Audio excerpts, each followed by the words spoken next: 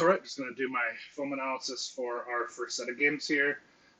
Might do both games, we'll see. This first is the actual AJL game, though, against the Wildcats.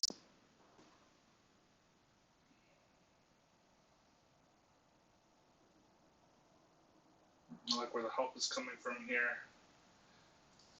Let's see. I do want to see one thing. Adam in this spot, when it's just a 5-out isolation with the ball handler on the wing, this is the main example we used during the defensive part of the film review or of the team meeting.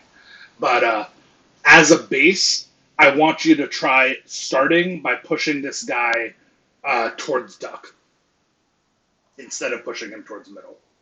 Um, if we're running 2-1-2 with the hashes higher and the person covering middle lower, closer to the nail, then we can switch to this where you're trying to funnel them into shots. But on something like this, first possession of the game, I want to try pushing them.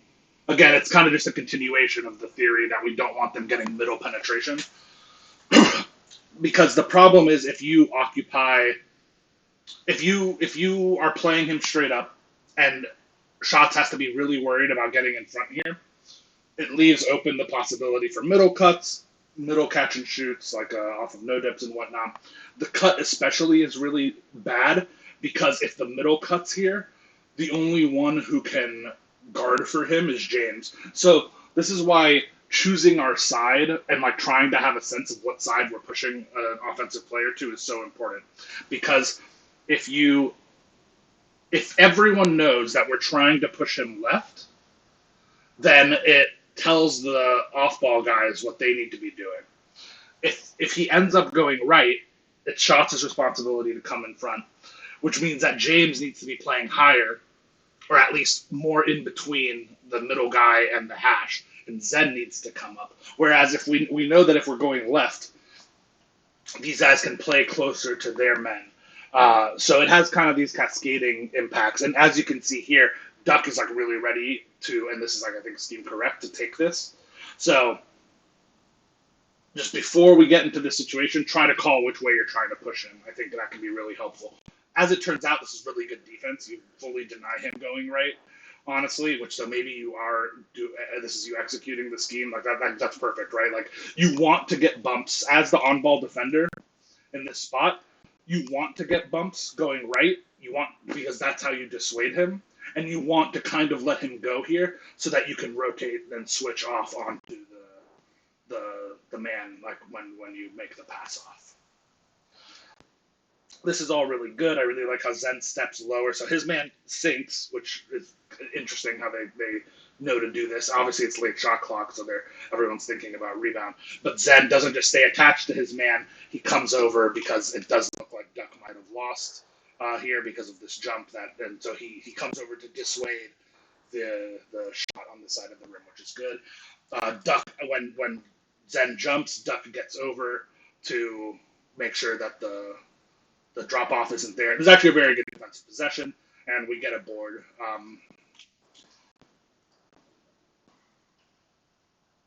Yeah, this is good. I'm going to nitpick here, so apologies about that. Adam's crash is really good. Obviously, you can see with the spacing. Again, this is benefit of hindsight. I'd like to see Shots probably covering the guy out here. I think James's crash is also good. Just looking at the rebounding assignments. Yeah, Shots is just a little asleep, so he gets a middle cut here. Ideally, he would be following down on that, but if he misses that, that's fine. James is kind of down to do his best to take that away, but then Shots has to realize that he needs to get out here. Because this could definitely be, like, this is not a promising situation. So I like that we have 5 down here. That's huge. A big improvement. Yeah, I'd like to see us. I mean, I'm going to be critical, and a lot of it might not even be fair. Like, I don't think I would have done anything differently than Shots here. But getting out to the corner or getting out here would be good. I actually think Shots might have been getting out to the corner there in his defense. Yeah, this is fine. We have a 2-on-1 here. I'd love to see James cut this. Okay, this kind of works. Same idea. Let me see if I like this. I think I. It's not bad though. I'm trying to determine how much I like this spell because this 2-on-1 scenario feels so ripe for a cut. Like my instinct is to say that I don't like this fill by Duck, and as you can see, when Duck goes low, he's bringing his man into James. Um, so I think I would prefer a stop here, but it's not super clear because Duck also has a step, right? The pass could come into Duck here, and James could stay out. Maybe that's something we should specify. I think we have good instincts in transition, so I don't know how beneficial it even is for us to get into um, like really harsh transition reads like this. Like I don't know if I want to say like, oh well, if you see them in a 2-on-1, stay out if you're a trailer because you want them to be able to split that one defender. Just because I think that's like a hard read to miss, and I don't know how much added value it gets even if we get good at it. But this is a little bit of a nombo. Obviously, James shouldn't go up with the shot regardless, but he's expecting to have rim.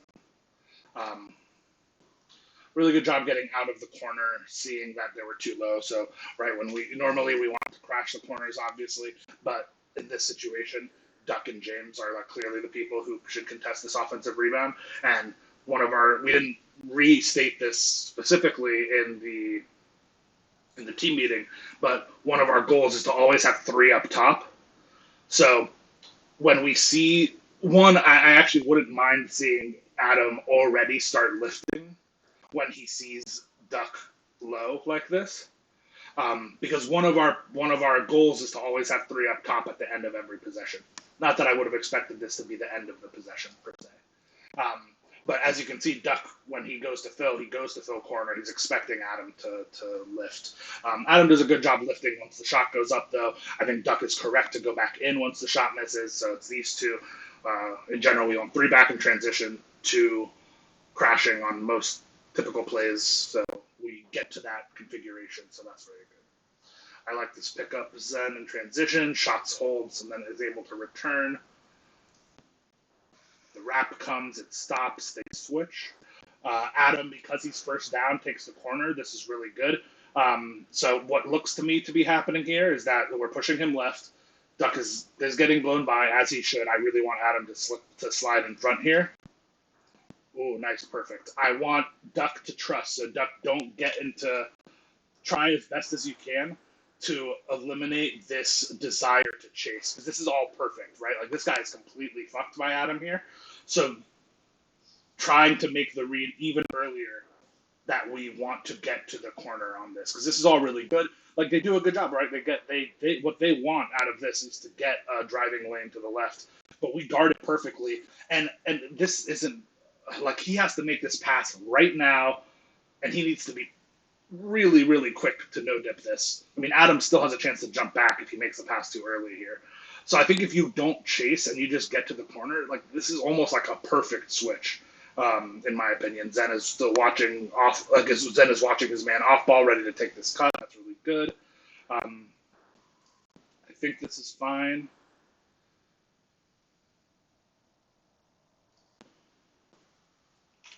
Just go back here. So the ball gets back out here. Duck does a good job trying to get in front. And he does. That's perfect. Wow. I actually thought he had a step here, but I mean, this kind of shows the the power, right? Like, I think there's enough congestion that he can't take off from the cow logo, which is where really elite finishers will start trying to take off here once they have this blow by. If he has to take over, even if he has to take off just a couple steps later, because of the congestion, Duck is able to like ride his hip here, and he doesn't get a dunk animation like he's expecting or wanting. It's a good note. Is this Antoine, I'm assuming? All right, so block, that's just unfortunate. I think the sync from Zen is quite good.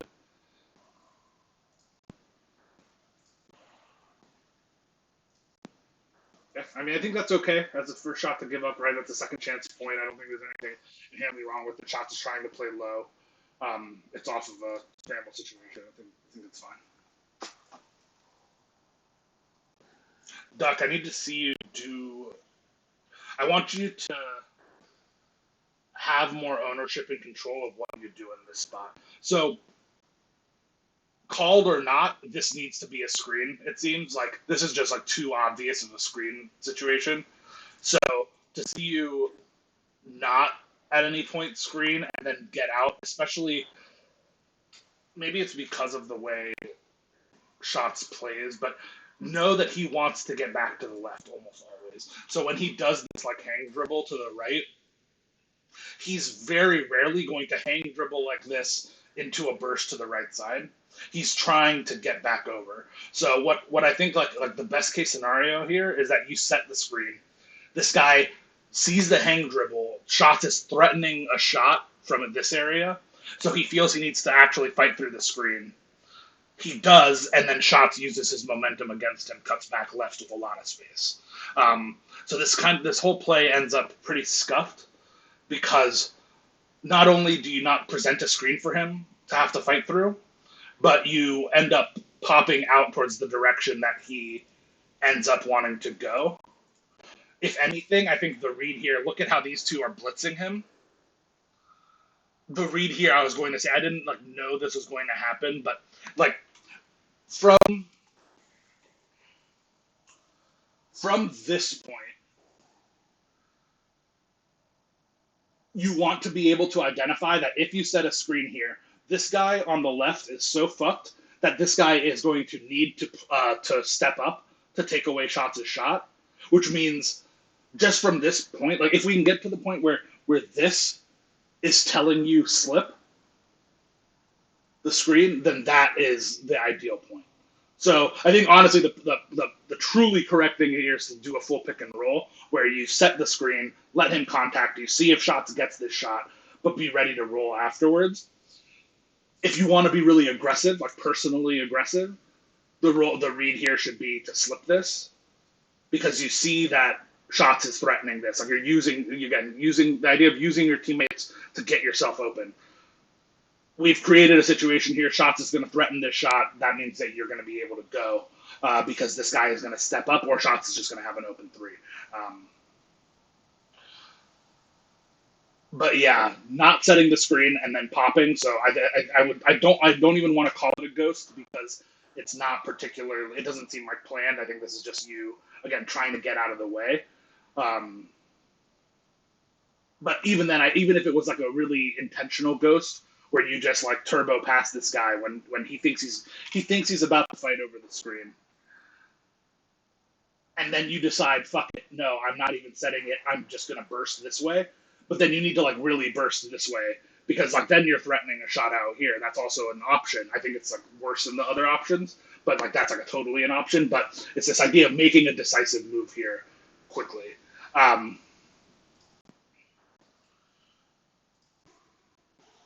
So we get into a spot. So Zen's decision here to come set the second screen. I don't hate it, but I want to show. I just want to like show what why this is like a slightly more awkward position than the first time. Like look at the way they're guarding the pick and roll the second time.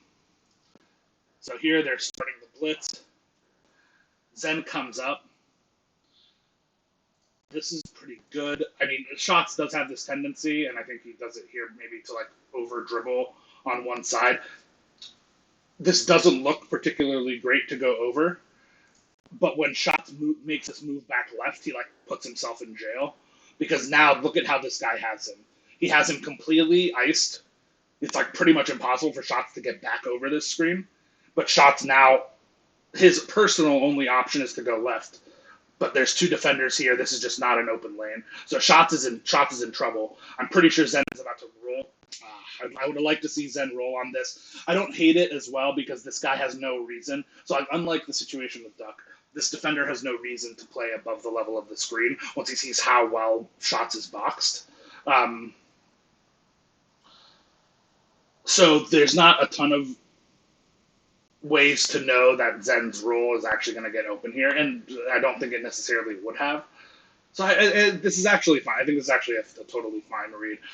Just looking at their matchups too, this seems like a potential size mismatch. I don't know if this is the PG or if this is the PG. So I'd like to see something happen this side of the court. This guy is also playing a little high. We'll see how Shots gets himself out of this. Yeah, I mean, Shots is able to just win his matchup. That works. This Fifi on the right is really good. I don't know if this was run instinctively, but this is a great time to have this stuff happen naturally. So some teams will literally have their if they see a pinch coming, they will auto run a Fifi on the side that the hash is pinching from because it punishes them. So look at how Shots is able to get back to the right. Frankly, like given his position, like this shouldn't be he shouldn't be able to fight like this. He just steps too far to the left.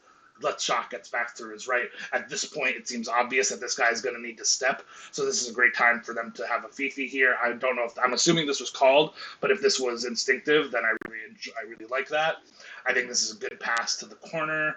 Just pass back sometimes will pull you, but this is still good. Let's see what happened on the left side while this was happening.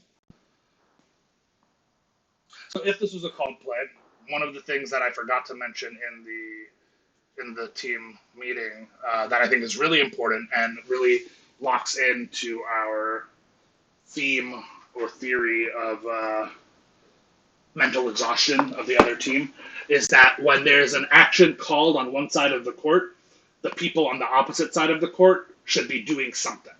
And it needs to be something that isn't called. They just need to do it of their own volition and figure out what it is. It doesn't have to be like the best option. It needs to be something that doesn't get in the way of the primary play call. So I like Duck coming down here. This is reasonable, and I also don't hate Adam cutting all the way through. I'd like to see one of these two people, but not both, take the screen up, if at all possible. But that's okay. I mean, like this is fine though. Like that's something happening on the opposite side that's good, and that's just kind of unfortunate that the pass pulls them that way, and then gets in the animation. 9 seconds here off an inbound. James is able to ISO.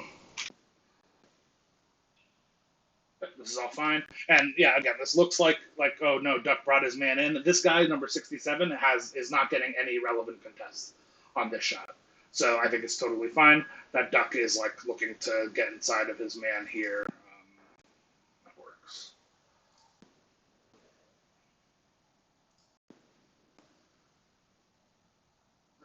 This is all good. We're pushing him to the sideline.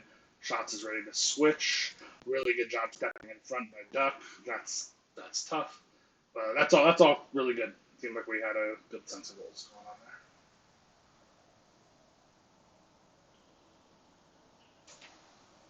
there. Yep. That's easy. That's the stuff we want to get to, As a primary, just if Shots can just beat his man repeatedly, that's going to be what breaks down the defense for us.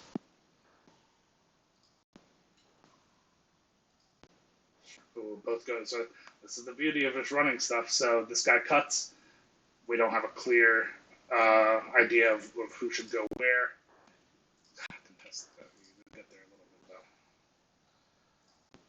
Yeah, I think Adam. I would say I think you're beat here, and I would be looking to switch out. So I think you end up chasing too much. The minute your man gets behind you, in our system, do not try to save the play, which is what you do, which is what you've been doing in 2K, which is what everyone's been doing in 2K since we've been playing.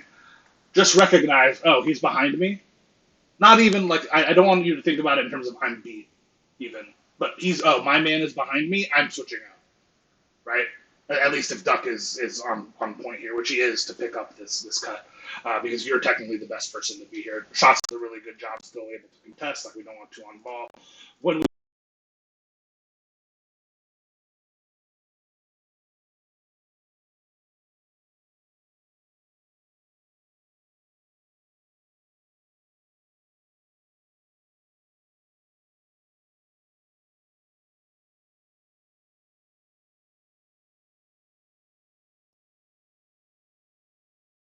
any means. Um, that's a good shot.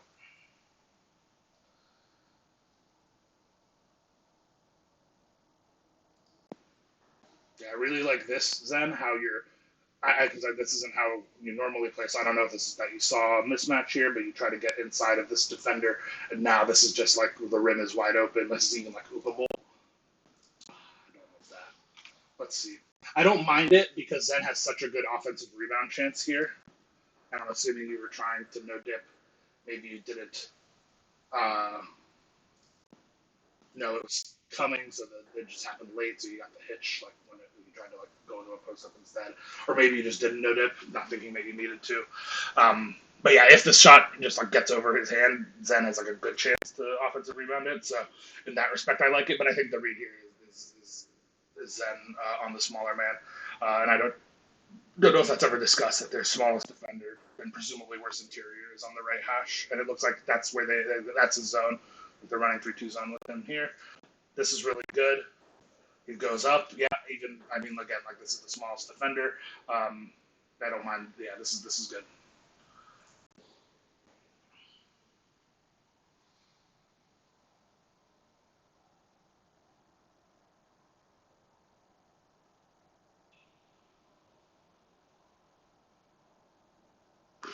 Good try. I do think you need to jump on this because like the threat is the reverse on this side, or reverse dunk. So I would have jumped here as well. And you don't over jump it, right? Like you don't fly out of position. He just hits a shot. It's good enough.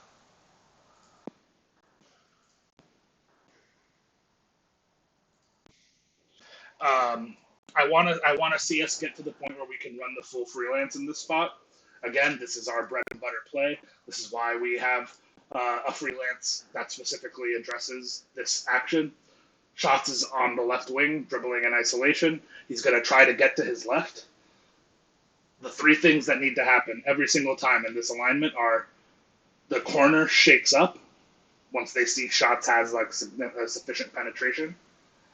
The opposite corner sinks down, tries to get inside of their man for either a dump off to finish here or to just you can like seal off the help from the opposite corner. That's the most common help place. You can seal that off, and you can put yourself in O board position. And then the third thing that happens, this is the thing that we added during the last session, is a flare screen up top. So when Shots drives, this shake is happening, and then in this case, Zen, because Zen is taking the right side, Zen should set a screen for Duck to flare. And Duck has all of this room on the left side after the flare screen because Adam has sunk down, and he can kind of make the decision of where he wants to stop, if at all. So Duck is like the third scoring option here. They do this switch. This is the same switch we do, and for reference, look how well this works. The corner guy just gets in front. Shots is completely stonewalled. Um, and because the only other move is James, and because they have that largely covered, Shots is in a bad spot now.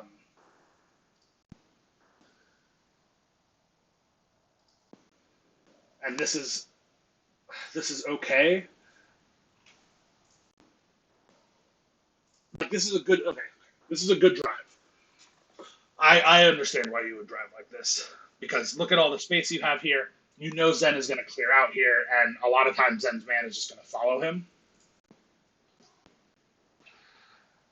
When we get to a point like this, I would love to see us like this. This isn't quite the elbow, but to me, this is like mid-range city, right? Like that's what's being given up here. So if this guy isn't going to chase you and is going to cover Zen, that Zen is the natural kick out. You need to have something that you can do to attack in this particular spot, ideally. And normally, like this goes back to what I was saying in the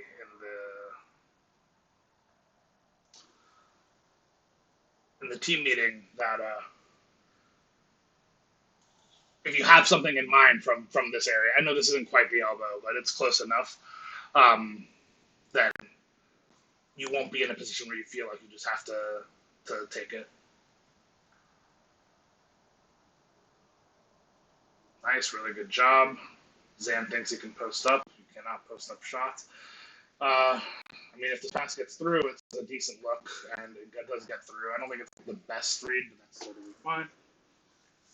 I'd like to see Adam helping a little bit more on the press here. This is good. Just like trying to take away the second options. This team is likely to already want to move the ball around, like not have its PG be the primary ball handler every possession, which makes the press a lot less effective. So I'm okay with this being a less active press game, but I want that to be like a conscious decision. So I'm curious if like whether that could be articulated or was articulated as the reason we're pressing less, or whether we're just like kind of not able to get into it, which is is okay for this early point in the season, but obviously something we want to work on. This is all really good. They do this off ball screen, and then it comes with a slip, and we react pretty well to it, but not quite well enough. I mean, this is just a nice play, right? He wraps, he drives left. The guy who looks like he should be setting the screens on this play flips it. We react pretty well, but not quite in time. It's a good play.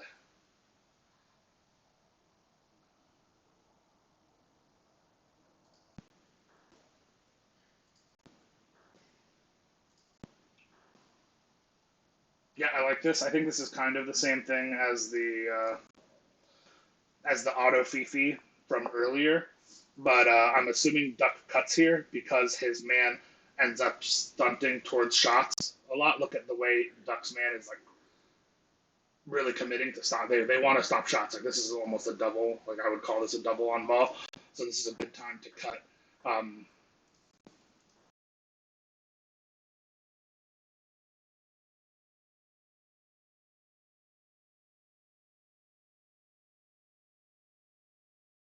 Ball. I think the only thing you can do here is cut, or you go screen Zen. Um, what you want to do in this type of situation is you want to maximize the distance between yourself and your defender.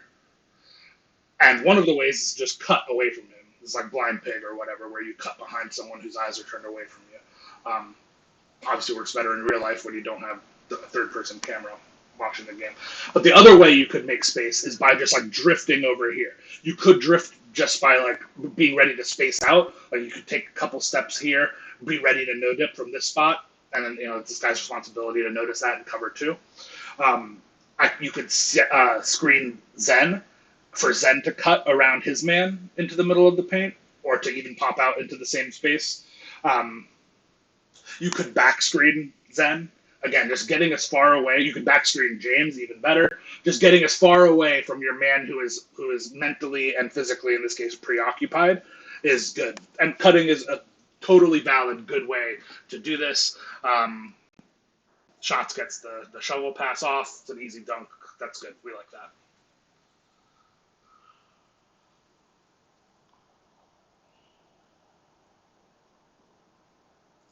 This is good. Shots is able to get into the right. James is able to step in front. Zen's man cuts while this is happening. Zen has good contact on him. All the same, yeah.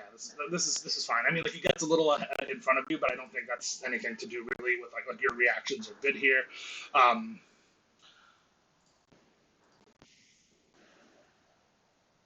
yeah, I'd like to see James. I think James feels like he is about to pick up the ball handler, which is why he doesn't get out to the corner. I think that's also pretty fine. I mean, this is something as a ball handler we should be looking to do, right? Where like, okay, Zen has to cover his cut. That's totally understandable. That all works out well. This guy drives right on shots, and our scheme is to have James pick him up. But when they run this Fifi, again, this might be automatically called for them once the penetration happens, right? But it puts James in a bind, right? Because he can't get out to his corner because he feels he has a responsibility to get back onto the to stay on the shooter, right? Like they're getting switched. This is when you X out, which means like essentially skipping a man and covering their rotation. Shots does a really good job of this, part of what makes him our best top middle defender. Um, Also, I don't hate this as well. Like, I think Zen is in a good spot here, frankly, and I also would jump. Like, this is just like a test. Like, it's not a good spot in terms of getting a good test on the shot, but I think like this is like a fine spot to be in on the defensive possession. Like he reacted well to his cut. I don't mind Shots' idea here though of dropping to get in front. So I'm assuming the way Shots wants to fix this is he could X out, but he's trying to get here to be the one contesting on the block, so Zen can recover to the corner and James can recover out to the ball handler. I think that's a good novel. Like that's exactly like, so when I say like, oh, if you do things out of system, there will be plenty of times to do things out of system, but it has to be smart and well intentioned. I think this is an out of system read to make this switch, and this is the correct switch to me by Shots. So again, it's like that kind of like, oh, he's not just like following exactly the system, but he's doing the slightly out of system thing that happens to be potentially more correct in a given situation. That like takes him up another level. So I like that. This foul is fine though.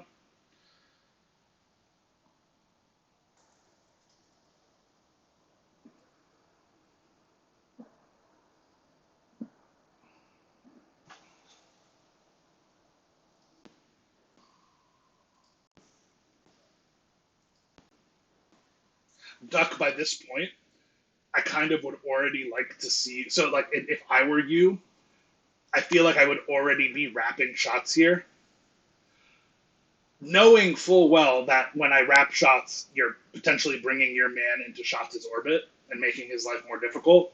But the thing is, if your man switches onto Shots, what you're doing is you're like baiting them into a double team. And then Shots just has to make the right read that you're going to be open. That there's going to be something open here on this left side once they force the double. Like, if our goal on offense is to always force a double team, then walking your man into a double team is a totally valid way to do that. And again, I think it's counter to a lot of the stuff that we've been doing in terms of just like, oh, you need to maintain good spacing for your teammates. I would say this is still maintaining good spacing for your teammates, even if in a very direct way you're maybe making life more difficult for Shots. The thing is, too, that I don't think Shots really has this. So, like, Shots doesn't have a drive here, so you're not taking away something that's there. Like, this is just kind of bad. Like, the minute Shots doesn't take this first one, like, Shots has the blow by right here. The minute Shots doesn't just take this, and he does his patented escape back to the left, cross back to the right, and now he's going to speed boost out. But like this just isn't. This was never a good shot after the missed opportunity on the first one. So, and yeah, he has reads, right? Like he obviously can go either corner here. Like, it's just not a good take. But yeah, I want to see this be a wrap. Screening Zen doesn't really work here because they'll switch this without a lot of resistance, and both of you will still be covered on top of the added time of like you two standing on top of each other. Like, not that you guys are open and available for passes regardless. I mean, this is the other thing. I mean, like Shots has options to pass to, but not only do you want to wrap to make yourself a better option, but you want to be moving in general here. Like, even if your goal was to stay out of Shots' way entirely and just like maximize his chance of succeeding on this drive, just standing here is not the best way to do that because you are eliminating options for him to pass out to.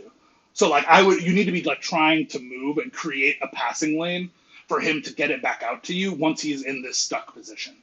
But again, I think this wrap is just like good offense. And yeah, I want to see you find opportunities to wrap like that. Wow, he hits that dunk. Holy shit. 96 driving dunk, fellas. But yeah, everything I said still applies. Like, if he just hits a crazy shot, that's good.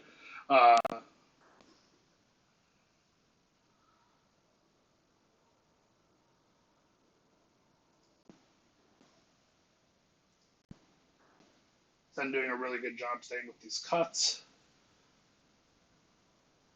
Shots doing a good job on ball.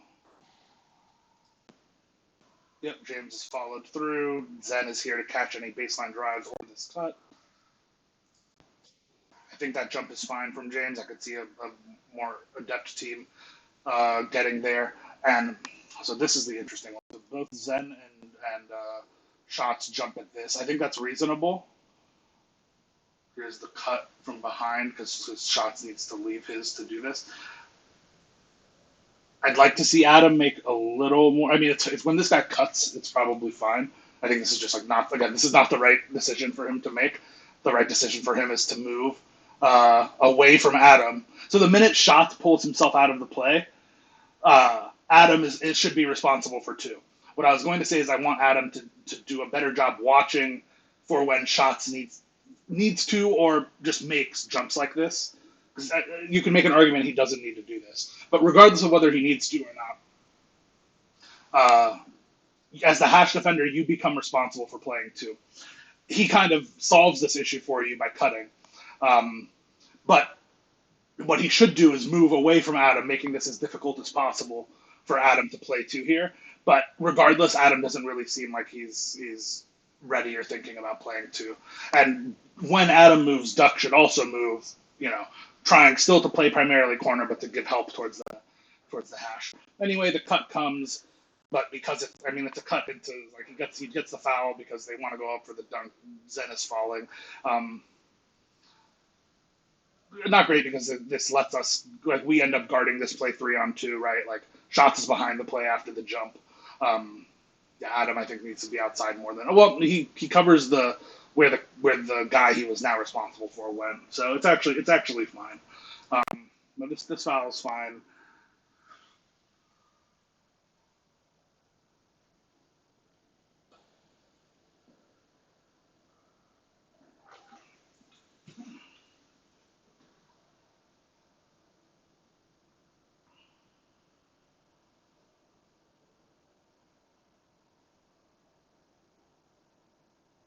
Yep, it's all really good.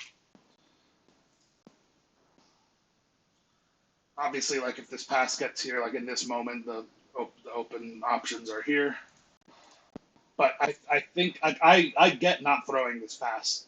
I think this is like a pretty dangerous pass, and the pass that does get thrown is dangerous because this guy could be playing the lane on this. So I think he had a moment earlier where this guy was like definitely not paying attention to this, but now I can see why he wouldn't throw this pass. This guy is going out to cover shots, going to leave Duck open. This is great. Yeah, that works for me.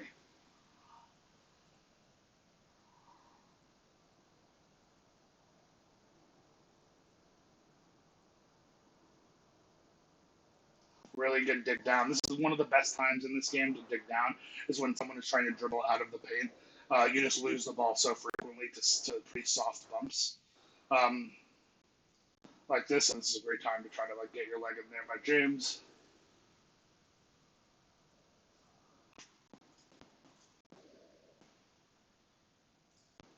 Yeah, this is fine. I'd like to see us hit the trailer in this spot when we see him overcommit. Honestly, from James, not from Duck. I think the minute Duck gets the ball there, he needs to go up with it. He's too far into the basket. The guys are too close to him to realistically get the ball back out. But we could see going to hit the trailer there, but this is totally fine. Okay, Iverson cut through with a wrap. Ideally, James is going to take this. Schatz is going to step up. We get wrap cut on. Zen is low enough to potentially take this. Oh, that's so good. That's tough, and he peels off. In general, I think this is good. We have been susceptible to wrap cuts. Um,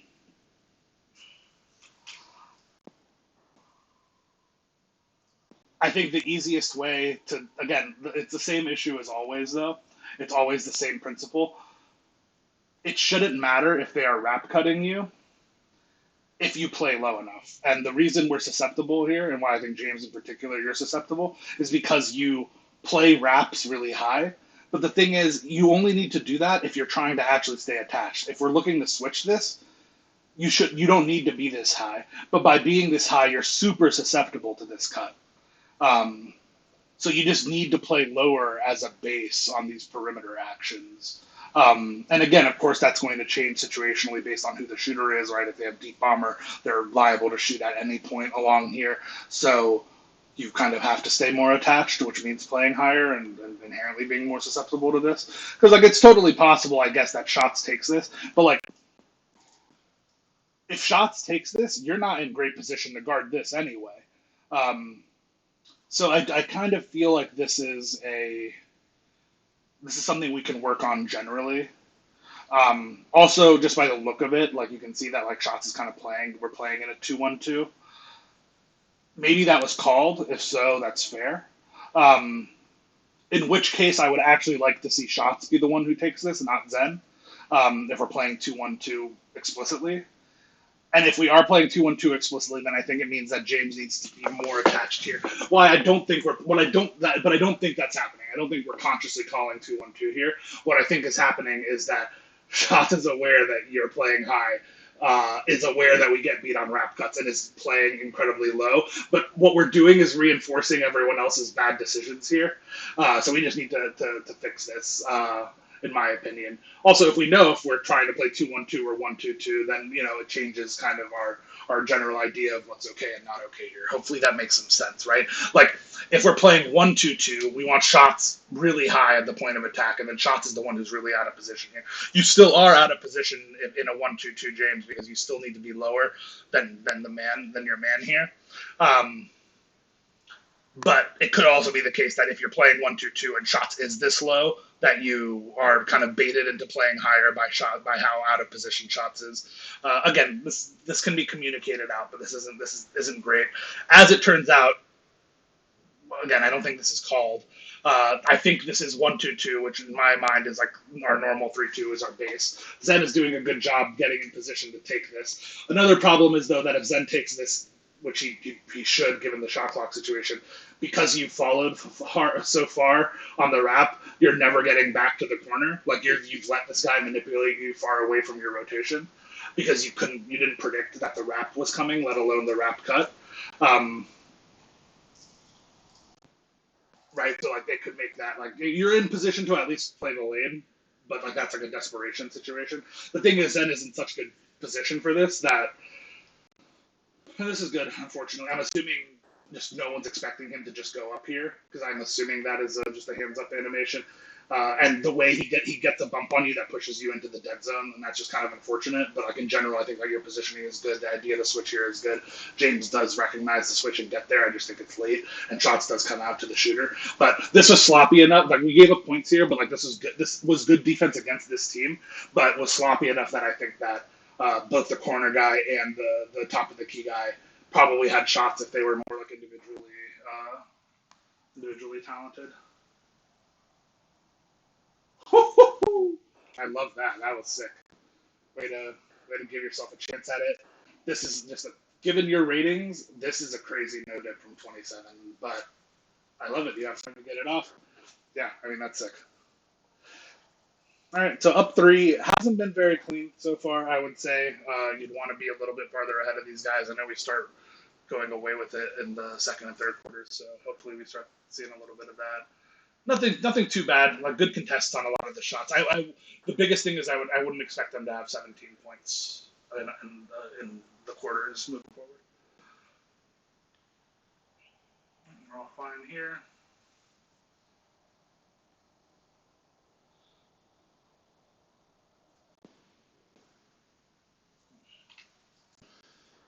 Don't know what it's called here, but I'm just assuming it's corner fill. I don't really like Zen's cut is good. Probably even open, I would say. I don't really understand James's cut. I guess he has like the matchup with the small, and the small was denying him corner. So maybe this is a corner fill that he just decided to kind of curl because the position of the guy defending him. This guy's going to clear out, and Doc's getting a shot at the rim. I love that. That's a toughness. You're good though. That's a good. I mean, I like the. God, isn't it so crazy that this guy's so fearful as a defender of being in the paint that he would rather leave to get back out to a 3-2 quote unquote alignment, leaving Duck and going to nobody. Like I'm not trying to like shit on him. Like we would do this. We've done the same stuff at points. But yeah, this is a good take. This is an unfortunate miss. I'm seeing the crash here. This is really good. I'd like to see James. Like already, this is a shot. James, like if Adam's moving, James should be moving. I know that your guy is in front of you, so I could totally see you just leaving here instead of moving up. But this is just a lot of nothing, which is not good. Again, like if this guy, instead of just like he's ball watching, right? He's the guy who was on Duck originally, ran away, gave up the drive, and he like sinks back in with Duck against a good team. This guy is out. This guy is out. This guy is out and already in the corner in this situation, and we have no chance after this miss. This is just a free 3 points guaranteed. So again, we're not punished in this game for James being here like this, but this is bad. We got to do better. Shots ends up picking up there. We end up switching. We're in good spots, so this is going to be Duck on 91, James on 3. Wraps again. We're lower here on this side, which is good. Adam, I'd like to stay lower, but if he does switch out onto ball here, which I would understand, because again, this is also a potential shot from like a better player, then Shots is going to need to stay in front. They end up not going for that. That's tough, but it's the wrong read from them.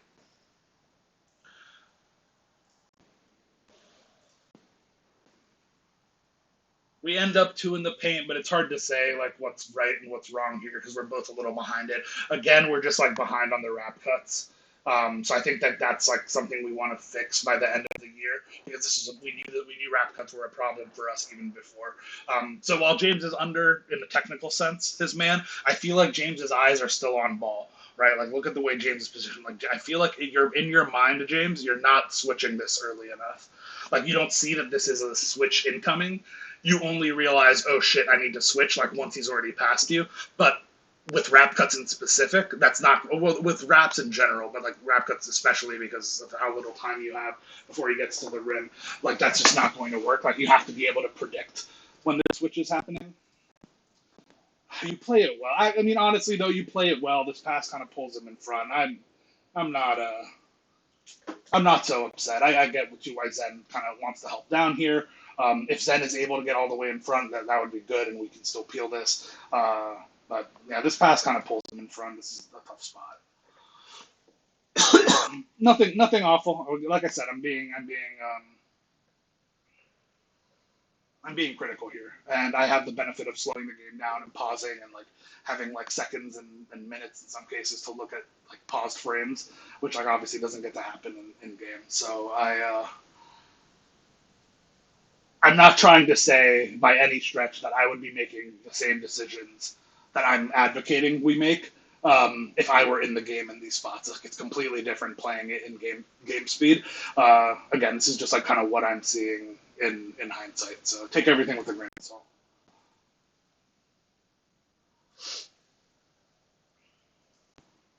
Yeah, Adam cut is the perfect call here. These guys are too high up. There's a 2v1 on the side. Perfect. Good job. That's something that I will say as well. So when we are on offense, or this is like one of maybe the least emphasized point, the point that's fallen most by the wayside from the original team meeting. But one of the points I made was that to encourage gang rebounding, if you get a defensive rebound, you should get the opportunity to run that break. It's a way to get the ball into other people's hands more often. And something I had noticed this entire game is that, yes, they haven't been pressing, so we've been able to just give Shots the ball every time. I still want to see a little bit of rotation in terms of who gets the ball coming up court. I don't want it to be a flow chart where it's like the inbounder asks, is Shots open? If so, give Shots the ball. If Shots not open, then go to one of the bigs as the secondary options to bring it up. If they're not open, go to the next option, etc. I want it to be a little more egalitarian than that, even when there's not pressure. So I would have liked to see some Zen and Duck bringing up the ball from off of their makes, right, where we're inbounding the ball. So I'm happy to see a possession here where, because I think it just causes inherent confusion, right? Like just even as something as simple as changing who that person is, it changes the mindset of both who is guarding either in a zone or like guarding in man on whether it's shots or duck, right? Whether shots' man has to now think of guarding him off ball and having off ball help and et cetera responsibilities, or whether duck's man now has to think about guarding on ball, changing the rhythm that they've been set in, right, for the first quarter to this point. So I like to see. I'm happy to see a possession here where one of our bigs gets the rebound. Shots is out, right? Like Shots isn't like trying to sit here, call for the ball, whatever. Shots is going to like do his role, fill the corner, and Duck is going to be able, in this case, to call the play from here. This is the right read. Yeah, this is all perfect. So really good. I want to see more of that, even from base alignments. It was very. I don't remember if this was. I think I saw both box scores, so I don't remember if this is the game where Zen has 0 assists. But I was very surprised to see a game where Zen had 0 assists, and part of that is because Duck is looking to be a pass first big man opposite him. So it's funny. I talked to Trey about him becoming more like Javion with the more that he's been shooting, and Zen kind of moving into the role that Trey was in when Trey and Javion would play a lot of the bigs in the corners. And it's funny that in this iteration with Duck and Zen kind of moves into the Trey role, and or which is the Javion role, and Duck is moving into the Trey role. But it doesn't have to be like that. There doesn't need to be like one primary scoring big and one primary passing big. And in general, I will say that if there is a game in which Zen has 0 assists, again, not watching it, I haven't seen if like Zen just misreads. Zen has touched the ball, has not touched the ball a lot this entire game in general. But if Zen has a game where there's no assists, typically that's going to make me feel like he did not have a good, an equitable amount of touches.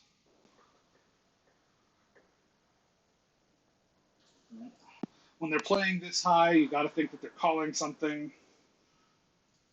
This is like a pick and roll. Ideally, they would have switched that a little bit nicer, but it's a little confusing. They get a matchup they like. They like this Antoine on shots matchup. This is good. I actually thought Zen was going to be a little bit too under the basket here to get a good contest here, but he's able to get it. Duck flies into the board. Duck runs the break. This is really good.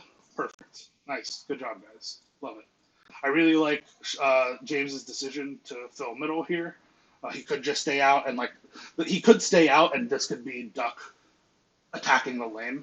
But this is good. Yeah, good job. Again, we've kind of like given up on the press. Again, don't know if this is tactical or not. Again, I understand why, if it would be tactical, why this team like isn't super fantastic to press against. I will say they aren't like fantastic dribblers either, though. So you could get them into trap situations. You could get them trapped more easily than other teams.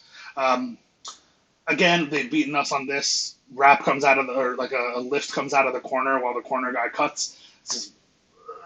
It's a reverse Fifi, but it's disguised because it looks like they're going to switch with each other before this cut comes through. That's kind of nice, maybe instructive. We should like think about using that. But again, Adam is like sinking too far. The thing is, Adam might have his man guarded here, but that doesn't matter because the superseding responsibility is that Adam is able to guard this lift, and this lift is because it's an off-ball perimeter action. It's something we switch. So Duck is never going to try to fight through this. He's always going to pass this off to Adam. I like that the jumps come out, though. I mean, 100% smothered is great.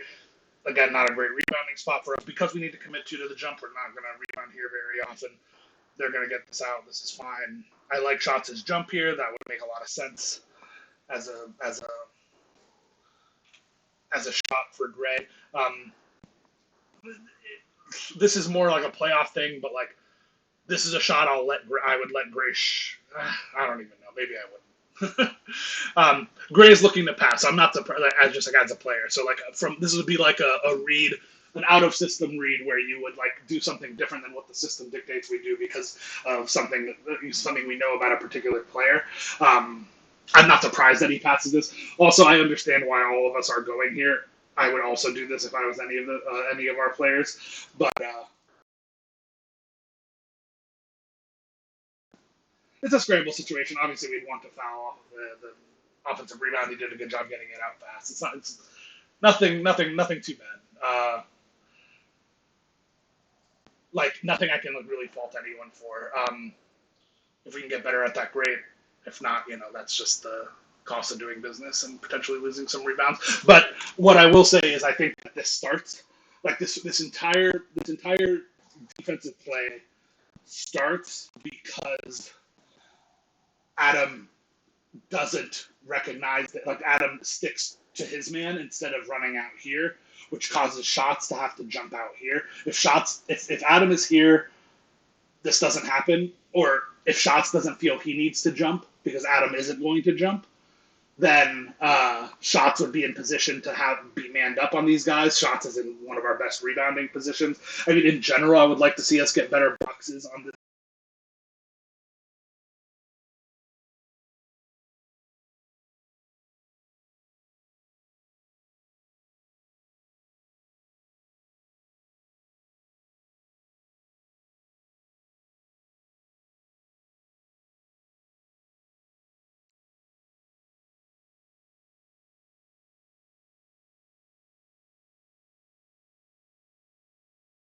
Of this, where I paused it, where you were in great position, to the next frame where he has really good position inside of you. Um, that's bad, and then we give it up in the corner as well. But again, look, these are small mistakes. Um, right? Like if Adam's in better position, we might not get we made them take a 100% contested shot. That's pretty good, right? Like at the moment that shot goes up and has no chance of going in, we got to be like fairly happy with the situation. But I do think it shows that like early mistakes in a possession can have like cascading effects, right? Like what do you mean, Adam? This is simplifying it, but what do you mean Adam is responsible for us giving up an offensive rebound on this play?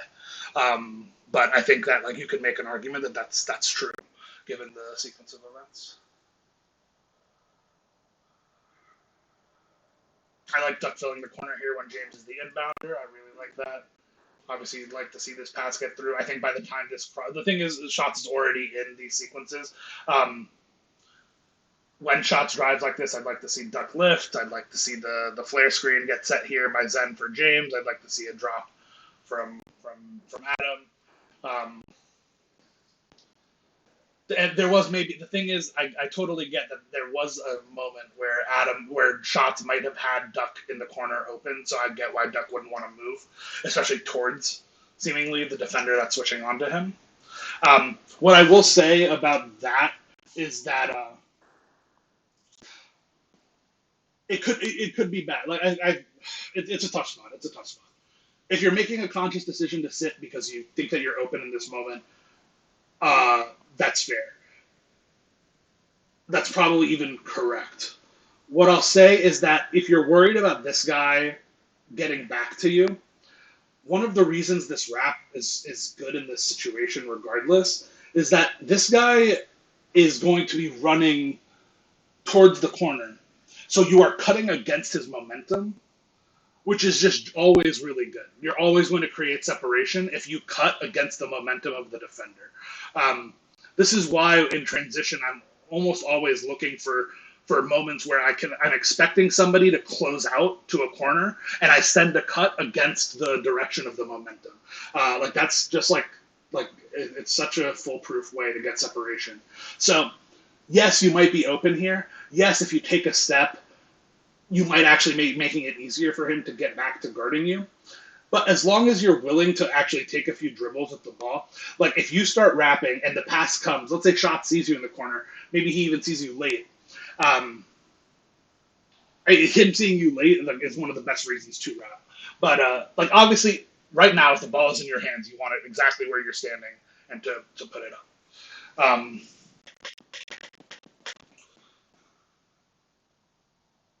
At this point, I mean, it feels like it's almost already too late. But if you're moving up, this guy is going to have a really hard time based on how low he's playing and how inside he's playing because he was doubling shots functionally to get to this part of the court. So like this wrap is just like this lift, the shake is just so important. Also, the thing is that If you shake and he attaches to you and follows you here, then this gives shots the opportunity to fade into space here on the left. This guy is inherently thinking and trying to guard against a dunk just being taken up the middle. Um, so this lets this like if you standing here is like eliminating one of Shots' options, which is to go towards this side. And Shots could you could say, oh, Shots could go midi here. But the thing is, if the middle defender that is now guarding him is trying to take away his drive to the basket, he's in better position to guard against the midi fade as well. Like, yeah, this is a mix up you can give them as shots, but he's not. He's significantly less prepared to guard against this because now Shots can just set him up by going to like taking one dribble or feinting to his right and then going left. And if this was cleared out, when the minute he goes left, if he beats his man, he can just curl it and take the dunk.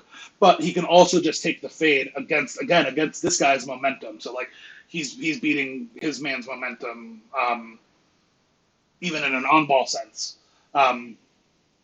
And I think this off-ball, like while this guy's momentum no longer is really carrying him towards the baseline, he's pulled himself into such a bad spot when it comes to trying to defend like a shot from like the hash area here, which is why this is the base action of our freelance. So like this just needs to happen consistently. Also, just again, even if all of the steps of the freelance were bad, and I'm not implying anyone is saying that or believes that at all.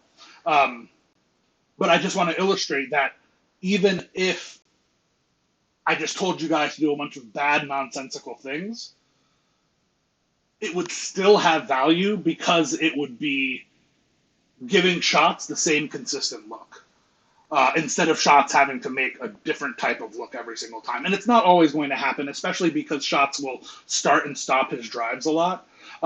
There will be times when like you think Shots is doing a drive and you go too early and you fuck it up, and then like that causes a miscommunication. There will be times where you think Shots is about to stop his drive, but then he continues, or he finds like a continuation you weren't expecting, so you don't move. Those things will happen 100%. I'm still going to just call it out because I want to see us executing this full freelance consistently, right? I just want like 70% of the time that we get into this spot for all of the pieces of the freelance to be happening. And right now, like in this instance, none of them happened, which means that Shots get stood up and we just are in an ISO situation. That was very Jamesian. That was really good. Unfortunately, that double clutch animation is unideal. I think it's in a good package though, so I think you live with it. But that's just unfortunate. But that was good. Good job in ISO to get to the rim. I like it. But yeah, the bigger problem here is that we had an opportunity. Nice, good finish, good find underneath. Really like to see us finishing some layups in space, some like actual close shots here. That's also a dish for Shots. Now the calculus changes a little bit, and I talked about the equality. Maybe this is one of the benefits of inequality, right? That it gets certain people their takeovers ahead of pace. So this is our first takeover of the game. Shots has it now, and we should definitely make sure to.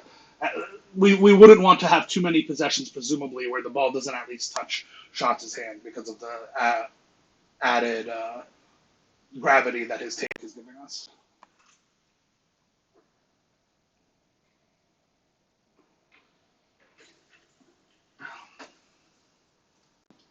Yep, Zen's in a good guarding position there. This is good there. I hope is going to jump out here.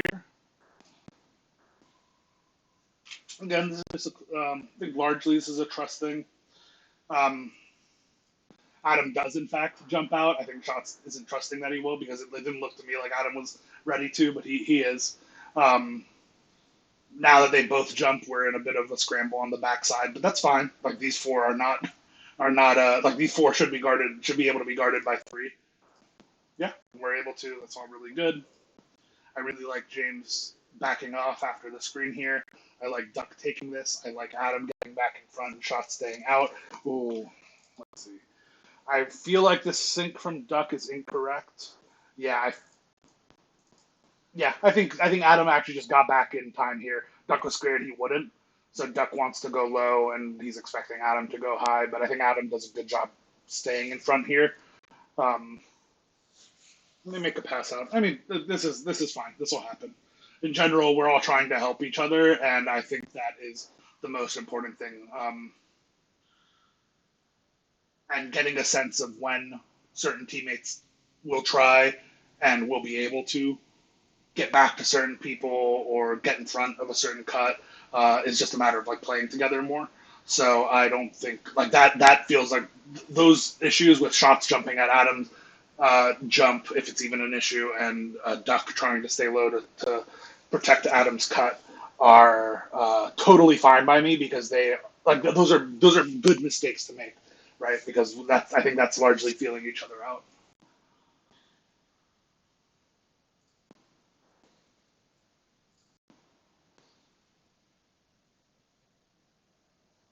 Nice little stuffed, but I'm sure this is called play.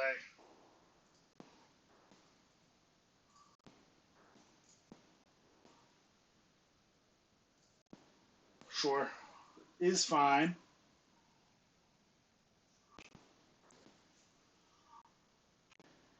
Again, this is maybe my personal bias coming through. This looks like an amazing time to set drag screens here to get shots from left to right.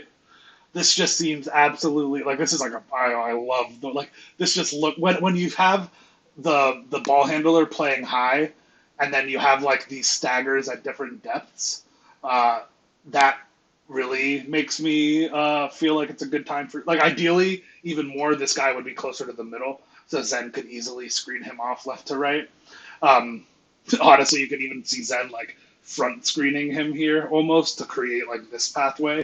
It's like Duck seals his man, Zen seals his man, and so that's kind of what I was hoping was coming when we were like dribbling the ball here for a few seconds. I know we were calling the Fifi, we were calling this like wrap into the Fifi.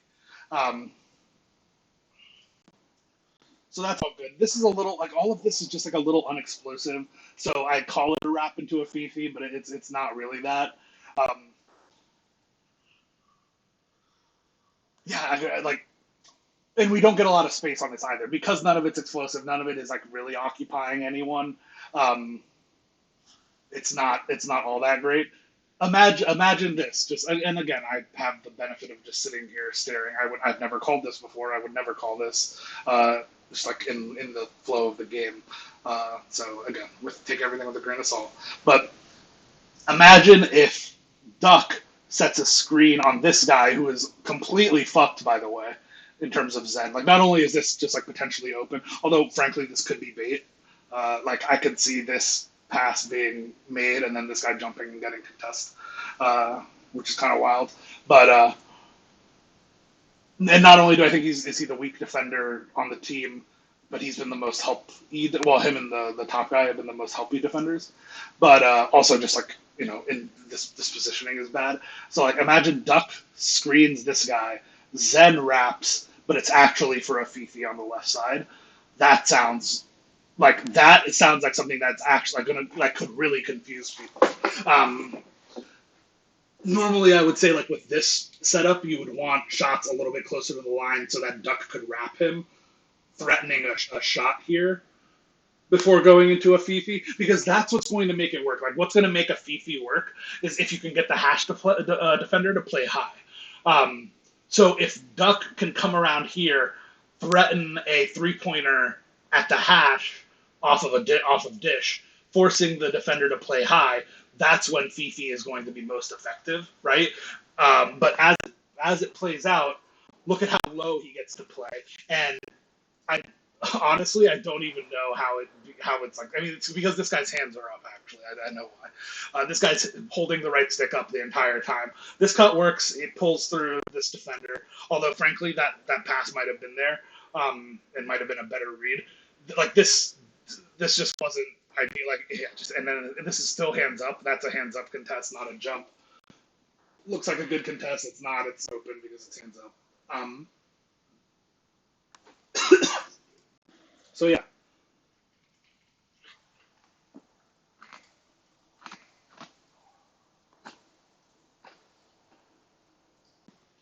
in general, what I'll say to Duck and Zen, um, and I think this is also a matter of familiarity with each other, because I feel like Zen does this more when he's with me or Trey, but just more interaction between the two of you. Like, just I want to see you guys again trying to overload the mental of the opposing team.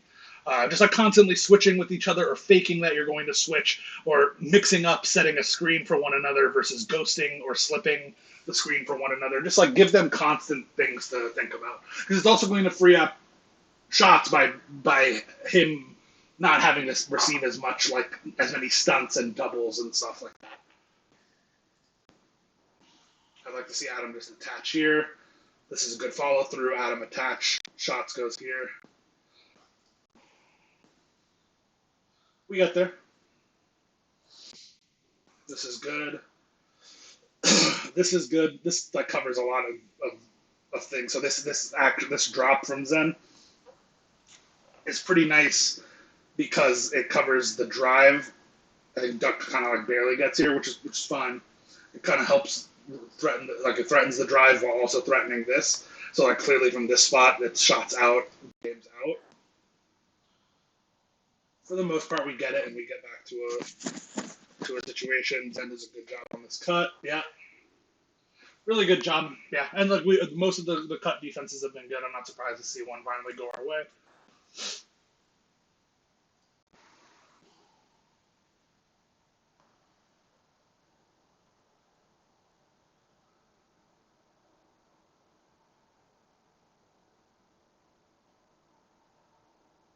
It's a good try.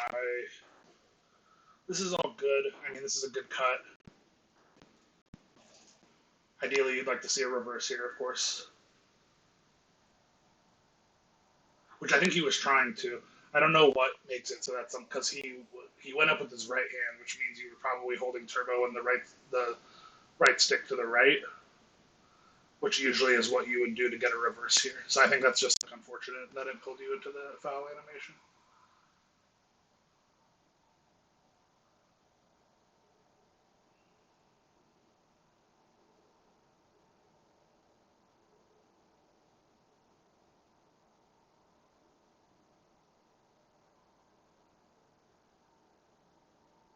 Good jump. Crazy. This rebounding is good, though. And like Zen's positioning is good. I don't know if you ever tried. It's so hard to know. Like I don't know if you tried to press L2. Just remember to try to press L2. This guy's definitely the well, is he even definitely the best rebounder on the opposite team? I don't know. But yeah, I can't tell whether you did or didn't. But in case you didn't, just remember to try to press L2 when they're running by you, crashing the board, because getting that seal, because Duck is in such good position, as long as you get this sealed, and that's all that matters here. But yeah, it's a tough board to give up. But I don't think it's like, sometimes he's just going to get by you. And that is fine. My defensive rebounding especially is quite poor, so no shade.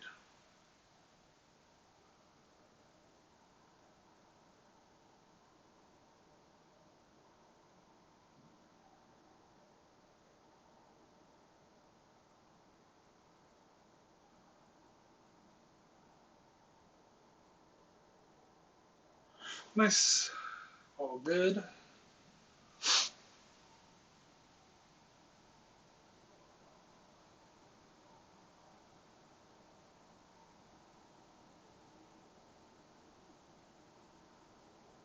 Good decks, I'm assuming it's called.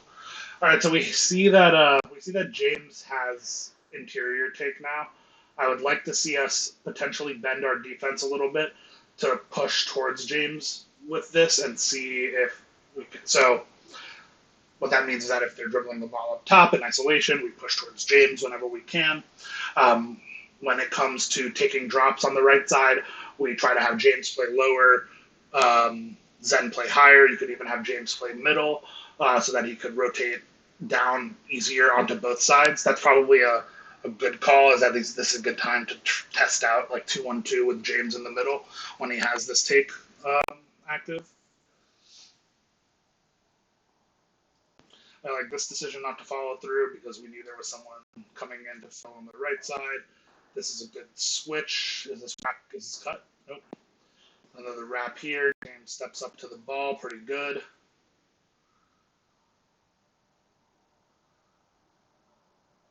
Switch back. That's all good.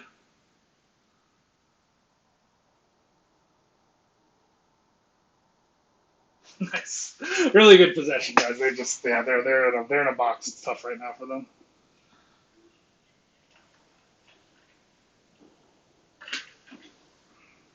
Nothing finding a rhythm.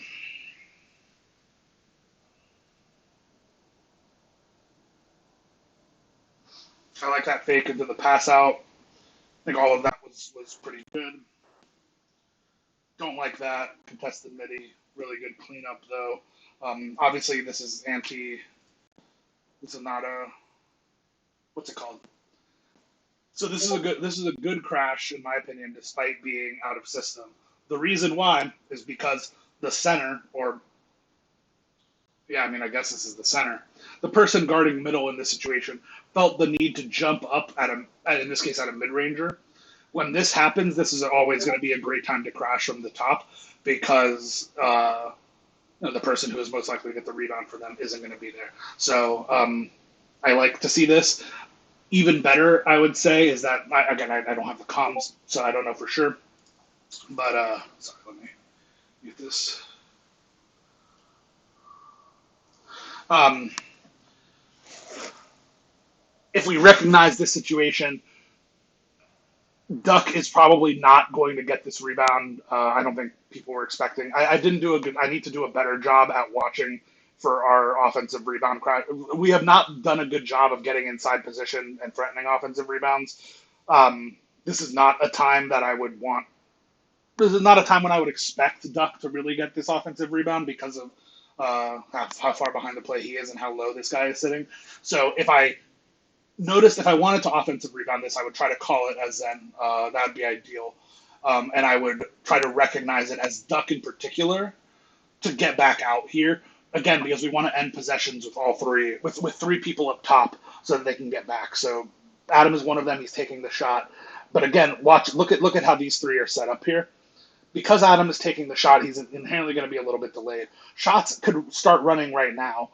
He could he could be running right now. Like maybe I should be chastising these two for not having made a decision. Like James should already be trying to crash inside. Like Zen clearly noticed what was happening, right? Like Zen has taken 2 or 3 steps inside the arc to get this offensive rebound. So like the lack of movement elsewhere is problematic. But look, there's 3 of their defenders. There's 3 defenders here. If this guy runs, Adam's not going to be able to catch him. This is a free open 3 if we don't get this offensive rebound. So I really want to see Duck in this situation recognize, oh, damn, I'm not in good position to get this board. Zen is crashing this board. I'm going to get out. That would be like really cool, like high level thing to see. And for the most part, you see him at least think about it, and I think he stays because he sees Zen getting this board and he's ready for the kick out. I think that's pretty reasonable. That's fine. But again, so I talked about shots making an out of system play by dropping from middle to stop a drive earlier, and I thought it was good. Zen makes an out of system putback attempt here that I think is a good one. Again, and if you want to know why, like how it's repeatable, it's if you see the middle defender jump and we don't have good position. Honestly, even if we did have good position, this would have been a good drop in terms of having our corners inside of their men.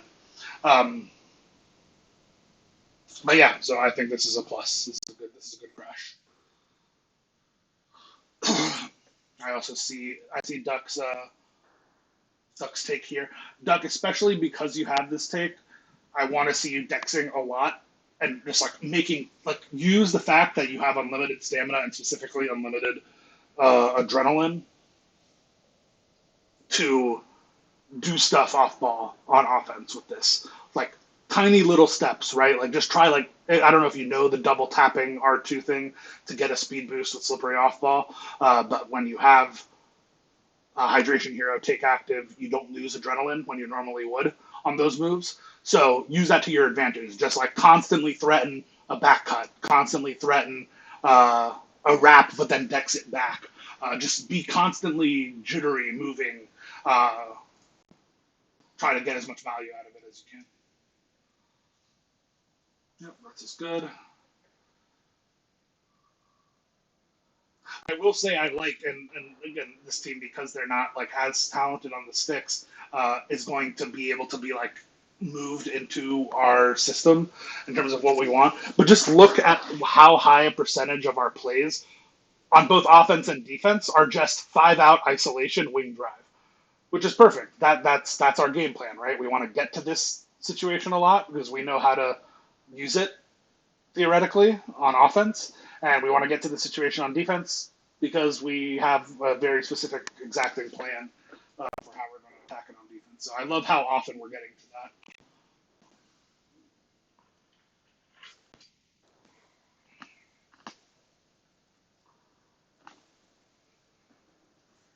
I don't know what the answer is here, which is interesting.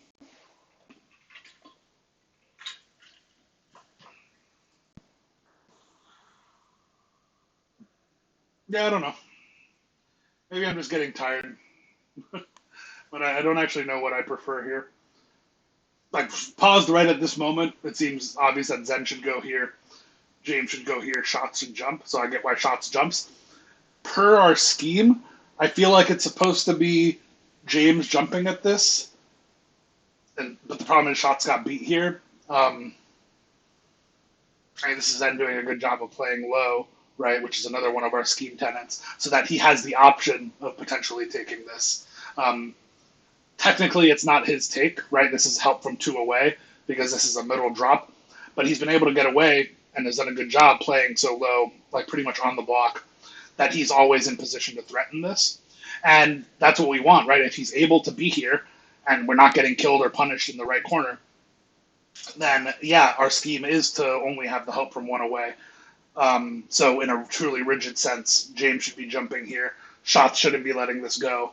And, that's how we should be covering it. Shots trying to find the roller, James out, Zen out. But obviously, like when we get away with this, the reason we try to get away with this is that Zen, in this case, has the opportunity to threaten. Um, that's kind of whatever. I know it's a lot of time for a small play. Good on Shots to see that he was shooting it and jump. If you can, I'd love to see uh, who's a what's it's James jump there as well. Yeah, screen player pass back. Sunscreen? Yes.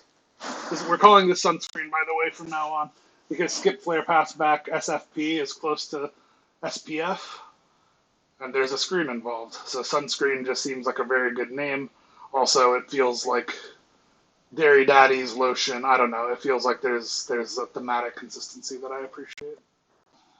Um, yeah, this is great. It's really funny because this guy is the Ducks man is in such a good position to guard it. Duck does a good job just like trusting that his movement alone will bring this guy with him. So he screens Zen's man, and this guy is just completely fucking lost.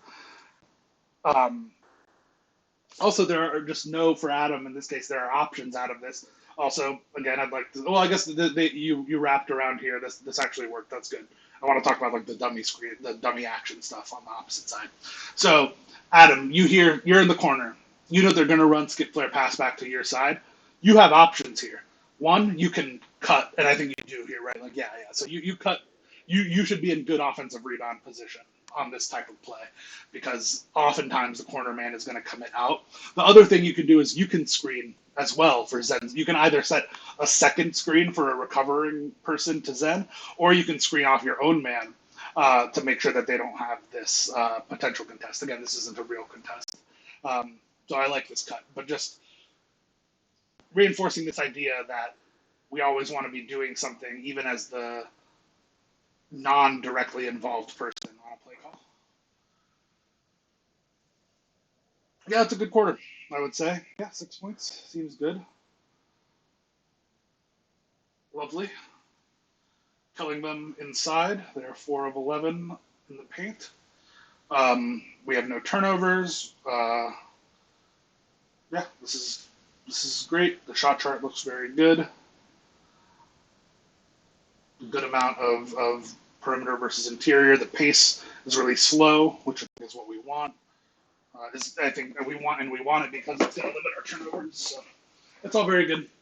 And also, a 16-point lead in such a slow-paced game is bigger than it might seem, right?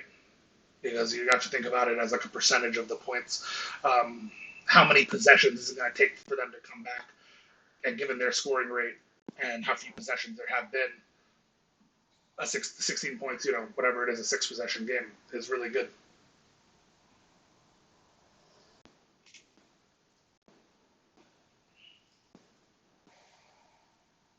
I'm assuming Shots is calling a play here, is like calling this Fifi.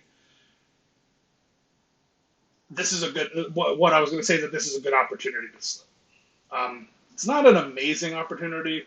Like it's not like a slam dunk for a couple reasons. One, because the corner's not filled. This guy's kind of free to at least help for a little bit. But also because the ball is going left to right, this defender is so detached from shots, he's unlikely to feel a pressure to follow shots through, so that when Zen rolls, he's going to pick up. So maybe it's not as great an opportunity. This would be much better if Shots was going right to left, attacking and like trying to hold this defender, right? Because then obviously Zen has a step on the defender he's screening. The play gets called. Zen does a good job stopping in like the short roll area. You back off because you don't want to get in his way. That's totally valid. It'd be really cool. So we've just gotten into the habit of like finding dump offs, and I think we've gotten so much better at that. That's one. And again, this is kind of one of the things from the meeting about doing a better job at the blocks. But the evolution of that is using the blocks potentially to open stuff up at the elbows. And low key, like this is a good dunk, right? James is in front. I'm fine with this attempt. But if you feel a little more comfortable just stopping here and being ready to shoot this, and then one of these days we're going to have a situation where there's like a baseline action or drive or even just like a post up from the block or something similar to this, and we're going to have someone really choose to stop at one of these elbow spots, or in this case the free throw line is like even better, and receive the pass out. So like when we see an opportunity of our block pressure creating elbow openings, I'm gonna be really excited for that. And there was actually, I don't know if you remember that there was a couple times when you and I like found like you were looking to pass me on drives, and you even told me I was hoping you'd stop, and I did. I want to see more of that. That would really make me feel like we're executing and implementing all parts of the getting shots from all 9 spots. Way to stick with it. I like Duck's attempt to run in here. Just saying, Duck could stop. Maybe now he's taking one step too far, but he definitely had a shot at the mid range. It's totally fine though. Yeah, he steps up. This guy, ideally, he would have taken more steps, but that's fine. You know what? It's fucking good. That's really good. Good. Yeah. I would say that this guy didn't really feel like Duck was a threat based on how far he was stepping away, but the blocks are just too good, man. Like you need one step ahead of him, and really good on Adam to just go up with that, to know that was there. That was sick. Really good high low. Um, but yeah, even better if we can make ourselves threats from the elbows too. Good follow on the cut. Good follow through. This is correct to go back in and follow back.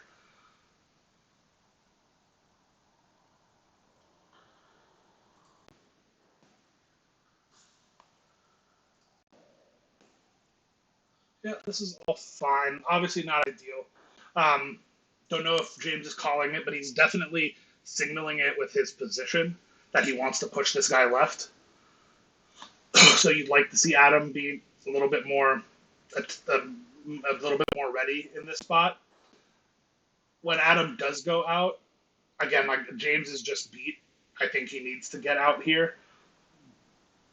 Duck sliding in front is good, and I think Adam is ready to go corner, which is really good. So I'd like to see James commit to going out here. It's tough though because I get it. Like he pushes towards Adam. Adam doesn't switch, so he in his mind he's like eliminated the option that he needs to go out.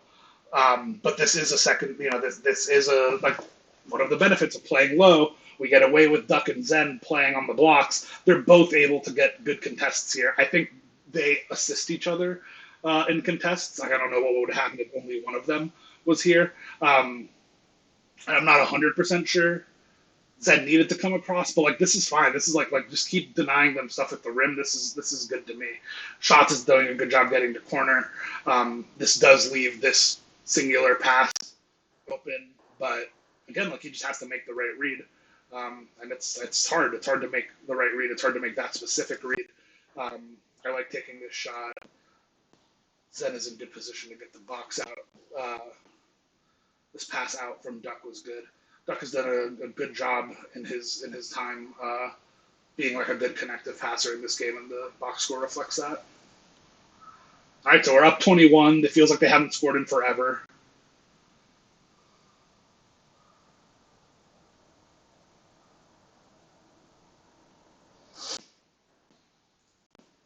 Let's see.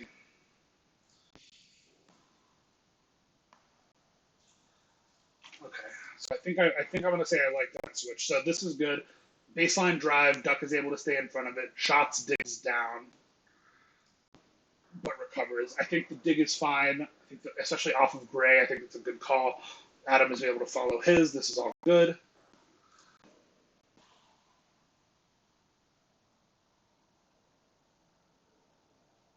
This is nice. I'm picking on James, I feel.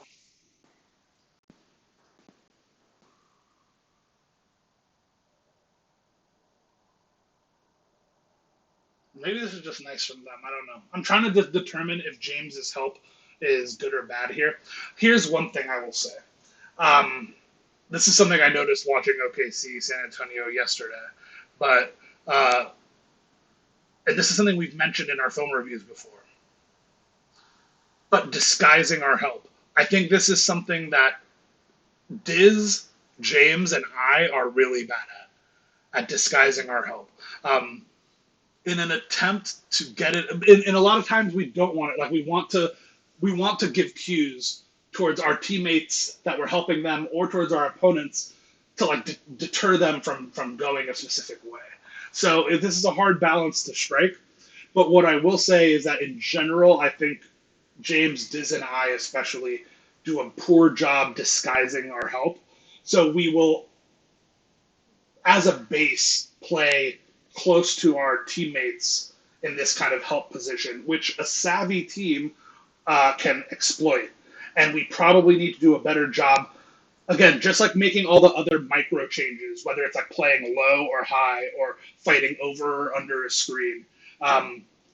Another micro change that we can make that can like completely change how a defensive scheme or individual possession goes is how much we are showing our help before we actually help. I think what happens here is a problem of overshowing, which means that they can find a series of offensive actions that kind of break the scheme that we're showing them we're in. So watch here. James starts showing, and I don't think Zen has shown that he's. And again, this all comes down to the direction he's pushing. Like, I don't think Zen in the corner should be trying to like pass off this guy to James necessarily. We haven't talked about this situation a lot where they're isoing from a corner. I think James is thinking to himself, Zen is going to cover baseline, and anything that comes from this driver going towards the middle is going to be my responsibility to slide in front. I don't think that's true. I don't think that's correct, and I think Zen doesn't play it like that because Zen is kind of steadfastly holds his block the whole way. So I think the corners, when isolation is happening out of the corners, we might need slightly different rules where we're trying to where we're more okay just leaving these guys on an island. Because again, we don't want to have a situation where Zen is playing baseline, pushing the guy towards middle, because that's ultimately counter to our principles. And everything we're doing stems from this. We want to push them towards the baseline. So I think it's correct that Zen is continuing his bumps as this guy comes up to the side. So I wouldn't necessarily want James. I want James aware of this because, like, if he can still slide in front of a blow by, like we want him to be able to. But yeah, I don't think James needs to play catch position on this guy driving from the corner in this way. But because he does, he's susceptible to the cut. And I mean, this is just like really nice play design, right? Like we're never going to get quite everything here. I think Duck is correct to stay low in this spot. Um, this is another thing we talked about kind of towards the end of last season is how we want to play these situations where somebody is already in the paint. And I think the answer is we want to try to leave them in the paint if possible and rotate around them. Because ideally, we would just play 2-3 on every possession.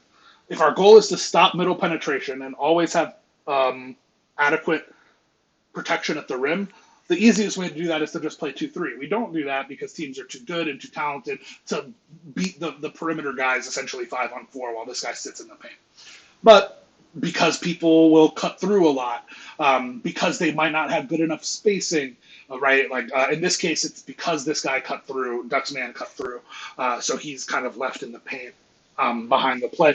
But it makes sense for him to become the low man in this situation and take this cut. Of course, that leaves a problem with this flare out from the man who was previously Ducks. And why this goes back to James a little bit is because I think if James is either in position to better deter this cut or not as out of position to rotate out here, this becomes less of a concern.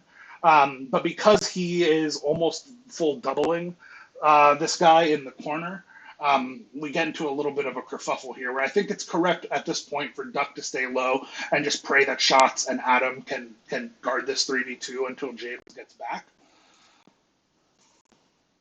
Luckily, the pass takes him too far. It's a tough board to give up given the numbers we have, but that's okay. Um, how bad do I feel about Adam?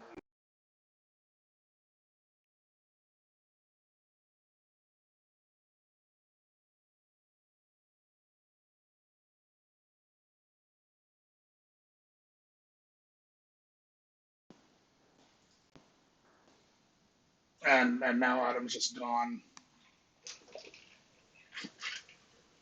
And the thing is, we don't need any help to score. Our full effort should be in continuing to keep them in this pool of despair that they're in. You know, and this is the light for them is this kick out three. Um, yeah, so I think that's pretty. I think that's pretty bad. I just think, especially because Adam is in the corner there, he just doesn't need to leak pretty much ever. And I think the reaction time on getting back is tough. But I also think the game situation also determines that he shouldn't leak. Like we feel like we're able to score. Like we're not pressing for extra offense. Um, yeah, it feels like we should be playing more defensively in that spot. Wow, this is why people feel like. I mean, I'm not saying Adam called this. I just want to say people feel like they're open a lot in the corners. This is open, but it doesn't matter if you are open in an absolute sense. What matters is if the lane is there, and this is just a tough. I mean, like this is really great play to play this lane from this low. This is partially why another one of the oft forgotten parts um, of our credo is that in freelance, when unless if a play is called, we want the ball to be moved through the air. And if a play isn't called, we typically want the ball to be moved on the ground because it's safer. Um, I don't fault Shots for trying this pass, for making this read. This is just a really good defensive play, especially happening while the cut is coming down middle, which should be sucking him low. Unfortunately, it maybe sucks him into the passing lane for giving him a chance to make the play. But like also it's distracting him, right? Like giving him something to worry about besides the lane. So this is still just like a fantastic read by Zan. Zan does a really good job threatening both sides. Adam has done a good job threatening both as well. I'd like to see him get out here and trust Duck is going to touch here. I think that's in time as a jump. Nice, that's really good. I'm a little concerned the pace is picking up here. I don't mind that skip pass. This guy does a good job leaving Zen to get back to Duck. Um,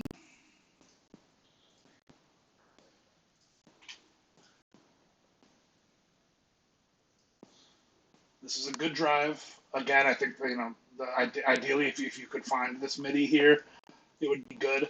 I think it is a totally understandable thing because I do this too, where I feel like you've already decided you are driving and you've made a good read, Duck, that you are going to get the step on number 3. Um, but by making the decision so far ahead of time, you're denying yourself the opportunity to make the reads here.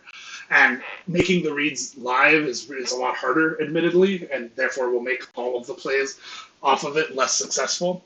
But to me, the read here needs to be either wait to see what happens with these two, and see if the guy that you're engaging now is going to stick with you or stick with James, or it was to threaten the midi. And again, it's like using this short, like you're ahead of it. Like this, if this is a threatening shot, and you have the rating to make this, even just stopping here and not making the shot has a lot of value. Or not taking the shot, rather, has a lot of value. But you go so fast, and he's just in good position as it happens to be. And like that feels bad, but I don't think the spacing is fucked enough. I think we just need to get better at finding the nuance in it offensively.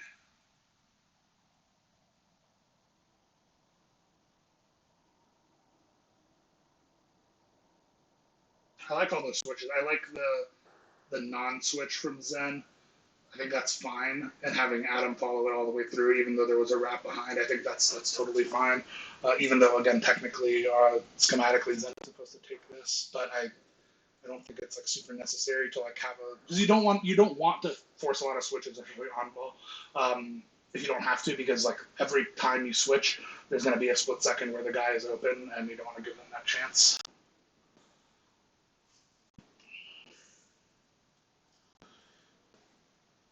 Hey, look at that. So Shots does a good job defending him, but Zan, between, he kind of gets like a push off and then a drive, and because he's on the elbow doing this drive, James isn't in position to help like he normally would, right? Our system, if this was happening out all the way out on the floor, James would just slide in front of this and this would be nothing. But because he's able to do it on the elbow, there's no way to help. This is one of the benefits of doing a lot of the same stuff you can do on the perimeter, but being able to do it on the elbow is that you eliminate a lot of the realistic help options as long as all of your people can shoot. Because I think Shots plays this well, and I think James knows that he needs to get in front, but he's never going to be able to because it's not happening. It's happening too low on the court. So really cool. Maybe I should recruit Zanton. No more poaching. Poaching is bad. Gray, I think, would kill me. All right, he gets going mid. Is this going to be a pass out? Nope, it's going to be a foul. I don't get. I mean, I know what happens, so it. I know what happens, so it doesn't. It's not as prescient as it sounds or as I'm making it seem. But they're getting better and better at stopping and committing more towards Shots' middle drives. And I think because in this case, this wasn't exactly a time to freelance, because it wasn't a drive left. It was it was left side penetration. You 100% could run. Um, yeah, I mean you could and probably should be running. This is still penetration from whether it's down the sideline or middle. This is still a time to be running the freelance. So again, James shake up, duck screen, or Zen screen duck for a flare. It could be the opposite too. I think the opposite is going to be what I come up with for freelance 2.0, and Adam crashing. But again, we don't do any of that, and the walls are closing in on Shots. You know, like yeah, he has this pass. He could have made this pass. He should have made this pass, but yeah, the walls are closing in on shots, and we need to find ways to iterate on the offense as they're figuring it out.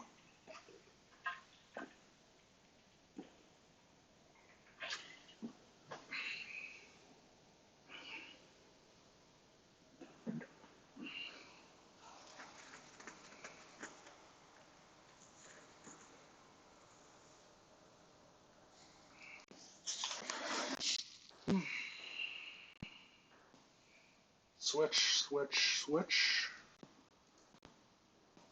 Overruns it. Switch out. Switch. Interesting. Um. Okay, so that's not what happened. Just trying to call the things that I would do here. It's tough when Adam overruns the hash guy here. It becomes a little tough.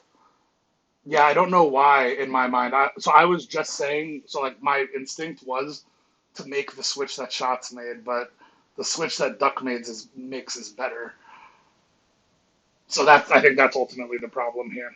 Yeah, I wonder why that is. I mean, okay, I know why that is. It's because Adam and Shots are so close together that it feels correct for Shots to take this. So Adam overruns it. Someone needs to switch here. Shots is the closest person, so Shots should switch. The problem with that is that Adam is also behind three, so three could just cut behind, and that's a problem. And I think that's ultimately why it's correct for Duck to take this, and that's also what our system dictates, right? Like we're still pushing him left, like regardless of where number three is, in terms of whether he's fucking their spacing or not. We're getting a left side drive off of 5-out isolation. Adam is passing off to Duck. Adam switches out to corner, and Adam does a good job getting there in time. Duck gets there in time. So even though, just like when I was watching it through live in the moment, I was saying what I would do, and I said to do what Shots did. I think it is better to do what Duck and Adam did, and I think this is Shots' mistake.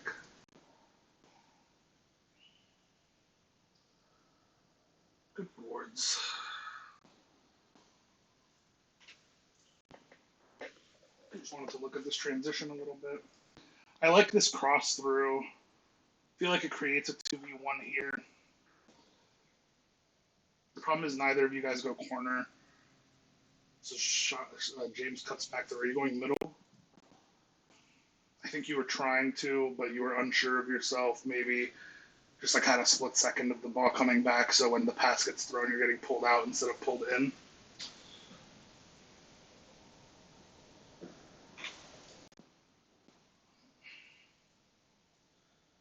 I don't know what I want here. I think I want Shots to be committing harder to corner. I feel like Shots could have been a little deeper, and that would have maybe clarified. Because it just feels like just like a little bit of miscommunication. But in general, I think this is the right read, right? Like James is the right person to receive this ball. If Shots is all the way corner, he's threatening pulling this guy closer. If this guy peels off to defend James instead, then Shots is completely free either for a cut or for a three in the corner. So I think Duck makes the right read to early pass this to James, and I think the spacing is like largely correct, but we just don't quite commit to it. And it all starts like what creates this is Shots going across, right? He starts off on the right, but he goes left.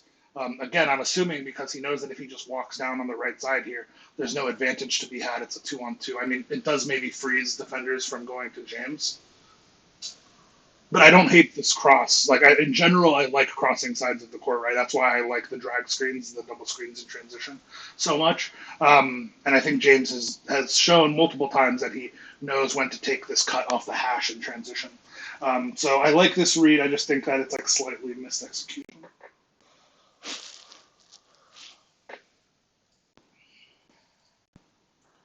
Had a shot there, but I understand not taking it because it's just not going as expected. It's a dangerous pass. I would like to see. So watch how James makes himself available for an outlet pass here from Adam. I think against better teams, Adam, this pass is going to get intercepted, and I think again like This is why when we're in freelance and there's no set called play, we want as much as possible to move the ball um, through dribbling. Obviously, you get a ball pickup animation, so you can't dribble it back out here. But like essentially, the idea is the safe pass. Like if you get it to James here, James should be able to get it to Duck because the minute James gets it, Duck should move to free himself open. Like if we need to get it back to shots, we will. And I think that this pass, because this isn't a pass you're making out of trying to get shots open or because you see shots open. You're doing this because you're trying to reset the ball. But I think against better teams, it's just too likely to get picked. Um, it's a good move. I know you weren't expecting to be open, so there's a hitch, but I think that's fine.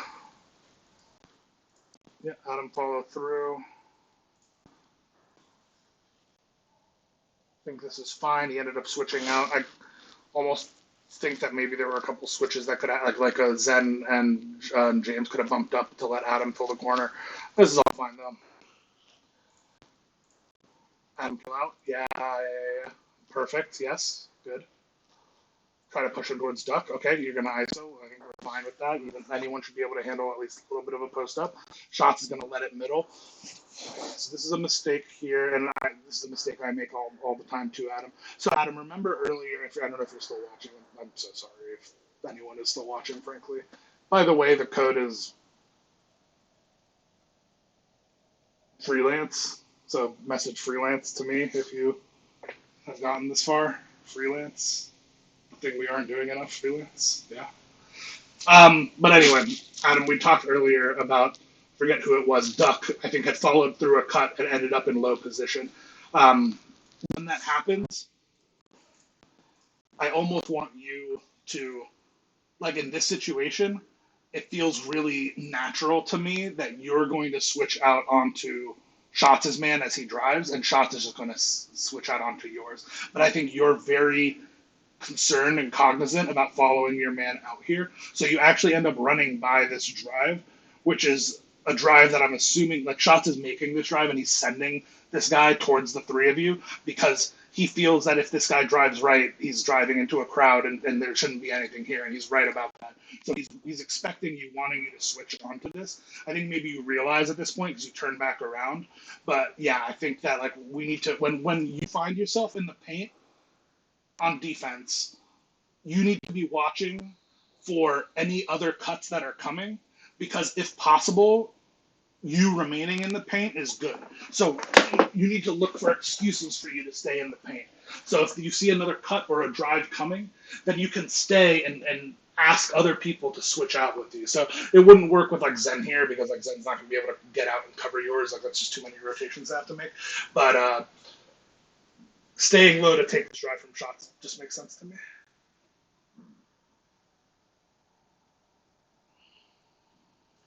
Another shot clock violation, though. That's good.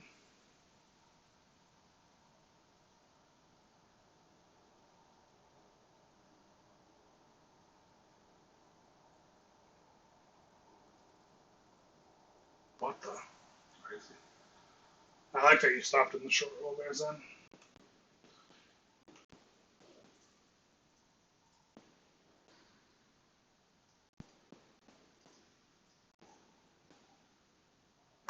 Just didn't have enough time to do anything. That is the problem with the elbows, right? This is why elbows are tough this year because you're deep enough in the paint that if people attack you from behind, you can get your dribble poked out. Um, so I don't think you did anything wrong there. We didn't get a good chance to see. Good board. Looking at the switch real quick. Yeah, I think this is probably just a release from Adam, but I get why he stays.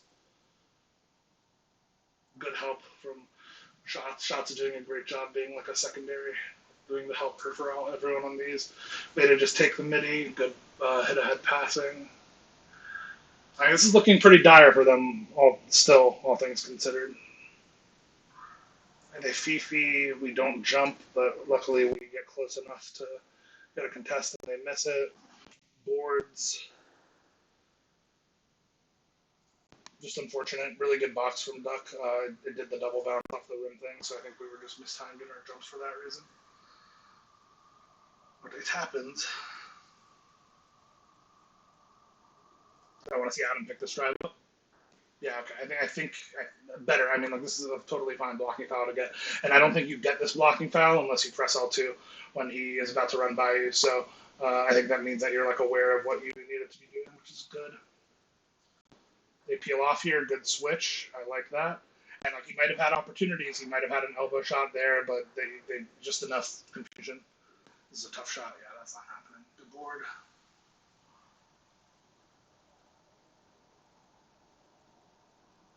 Really nice, perfect Zen. Yeah, that's really awful for them that they can like when this happens. Like this is the world is falling apart.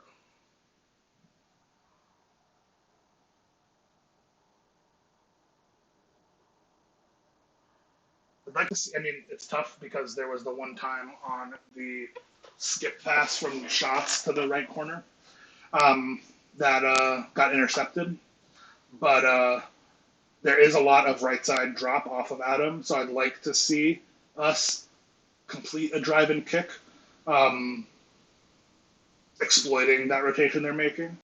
Um, tough. This was just hands up, but I get why. Again, you think you're close. I understand. I mean, it's 8%, but ideally, and that's 8% from a legend challenger. So, that is a legitimately tough shot to make. But obviously, if he jump, he doesn't make that. Also, his jumper is very set, but I'm sure you know James. It's a good dunk. We did not freelance either. Again, left side drive.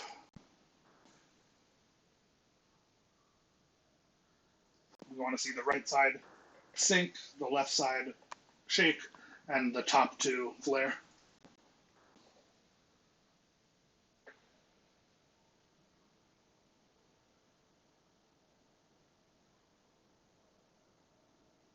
Really good bumping to the right.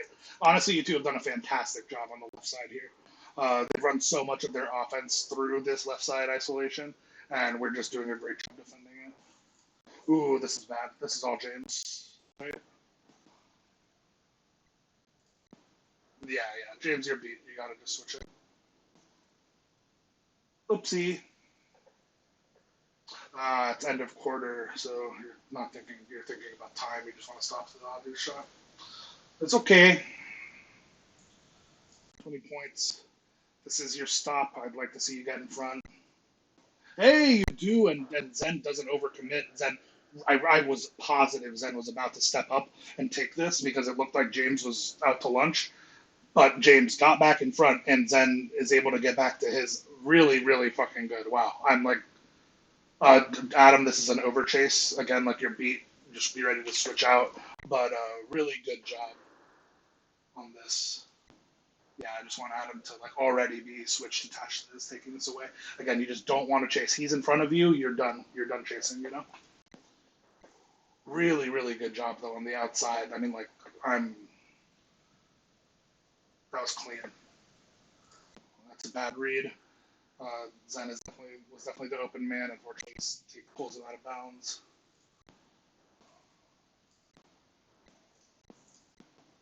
That's okay.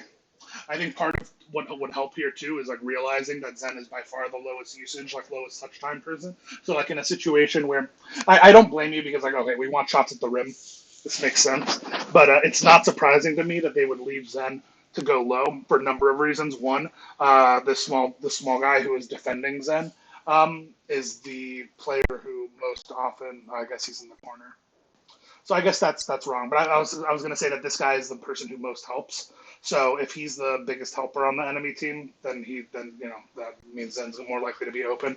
But two, if it's an equal situation, you should look for the person who has less usage in this spot. I would say because they're more likely going to help off the person with less usage. So and in general, I would like to look for trailers in this spot, like use the threat of these guys to find the open kick. Um, but it's fine. So yeah, this is a turnover. Nothing you could have done because you're in a stumble animation.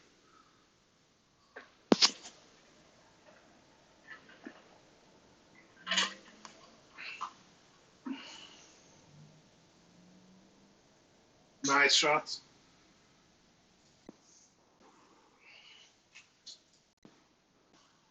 Yeah, the wraps off ball, completely off ball, are a lot easier to deal with than these ones off ball, than these ones on ball, because it's really hard to say whether you want Adam to pick up to bump off. I think we do. I think the answer is ultimately we do. But I know because I play Adam's position a lot, especially the back end of last year, or last season. And I know that shots has like run through or around me to like where I've stayed attached to my guy. Not only is it hard to realize that like this off ball stuff is happening when you're guarding on ball, but also, it's all the same things that we talked about where the opposing team is going to look to make shots at the mesh point where you're passing one guy off to another. To me, this guy is so not a threat, and this guy is like so tightly guarded by both that I think this is like a pretty seamless switch off.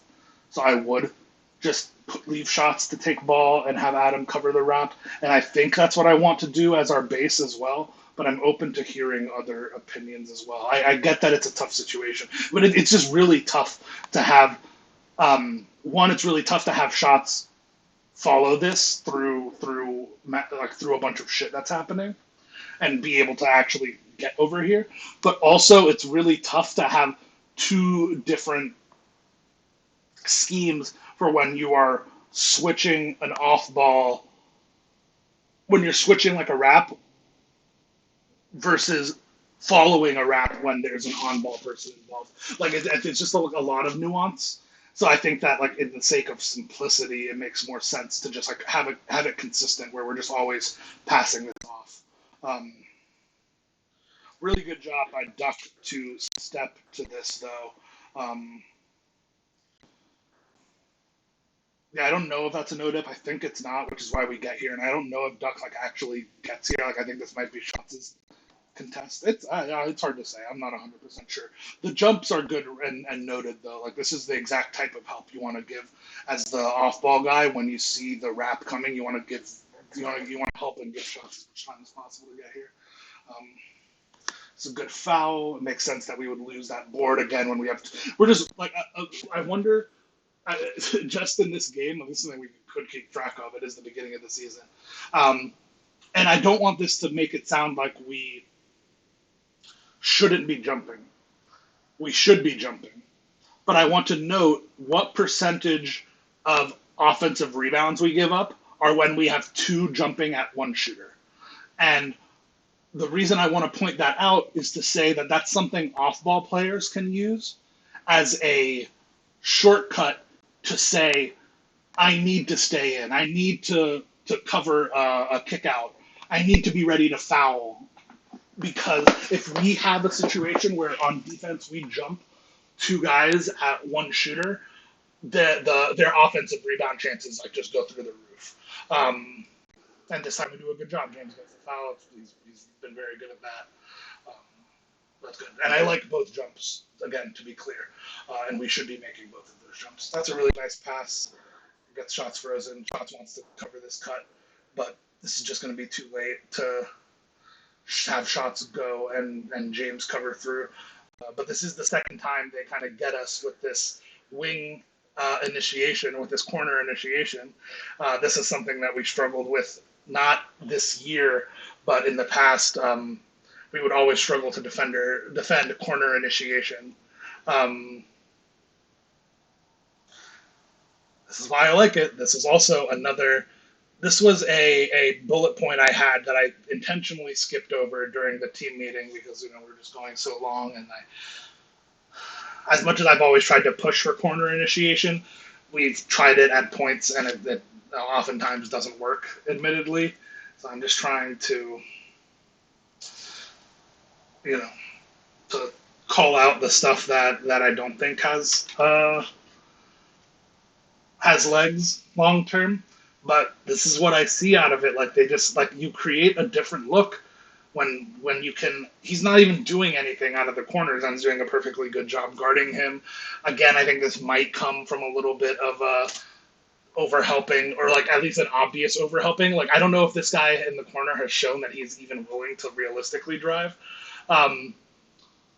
But because we're showing so much help, he's able to make good reads like this. But in a game where they don't score a lot, the fact that they are able to get to free shots against some of our best defenders um,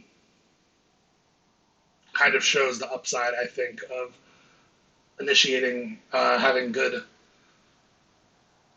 smart players under the corner. I don't know. I think we play it fine. It's just tough.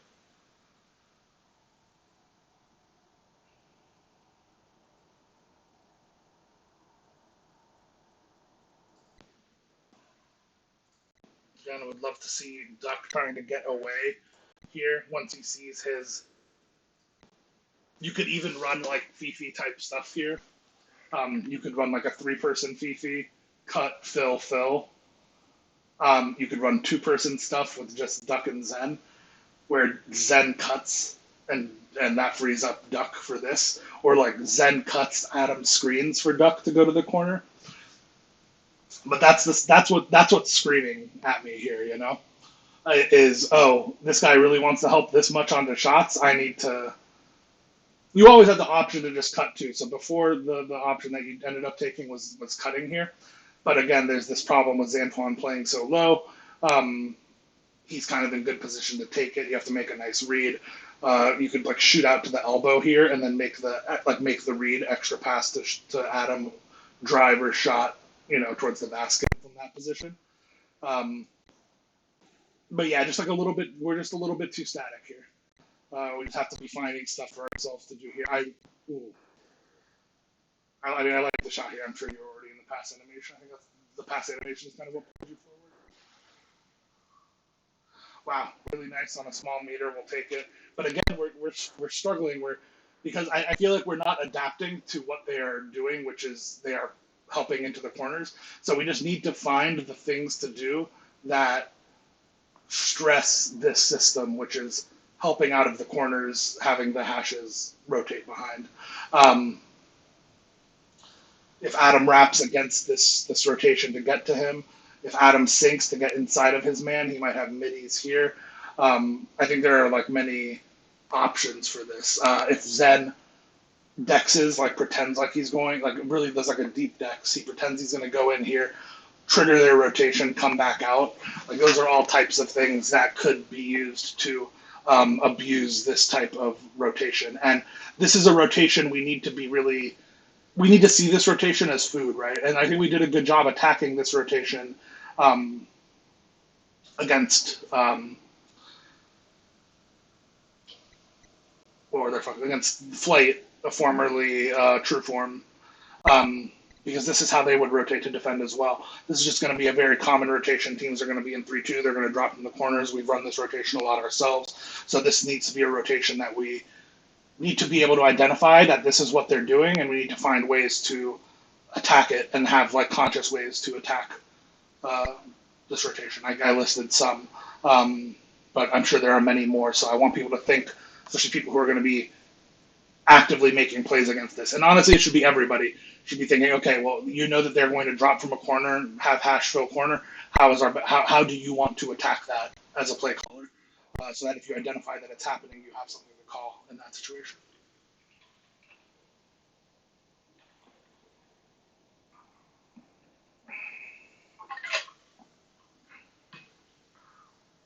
Wrap cut, kind of get to it. The pass gets there late.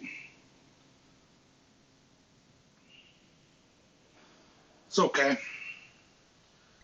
Feel like maybe that was an Adam peel off again, but sorry for not going back and watching it. We call Fifi on it. The thing is, Fifi isn't really a great answer to this rotation, I think, because in fact, it like pushes them towards the rotation that they want. So unless you can actively engage the hash defender that you're trying to freeze, so in this case, you need to really see, like, to want Fifi to work, and in a way, it makes sense, right? Because um, this guy has been helping a lot. Um, and this guy has been dropping a lot. So I shouldn't say it. I don't think it's a bad call. Actually, it's not awful. But you really want to engage this defender so that he doesn't feel like he can just um, follow Zen down. The thing is, they have to make a mistake here. Like this guy has to W when there's not really a reason to W because you don't really have a lane going right, driving right on this Fifi. So I almost think maybe this Fifi would be better if you ran it driving to the left. The problem is if you drive right, in this situation, you're running into Xantuan, who we already know is wanting to drop here. So you need to be able to threaten this midi, which I know you are, but they haven't seen that, so they're not really going to guard you in a way that is like trying to take this away. Um, so because you're driving into Xantuan, this guy doesn't feel like he needs to double you at all. So he feels comfortable just following Zen down. So the only way this works necessarily is if they make a mistake. Of course, like it doesn't matter. Like calling an action that like ends up not working isn't a big deal. I like that a screen is being set here. I'm just guessing. I don't know what happens here, and I don't think this is going to happen here. But if I actually think if Duck ghosts it, it might be too slow. Or if Duck slips this, it might be too fast, and Xantuan will see and switch onto him. But what I really want to happen here is that this guy looks like he's about to get crushed on the screen. So this is again like a micro adjustment. This guy is getting a free run to James. How can James get this guy 66 to run through the screen?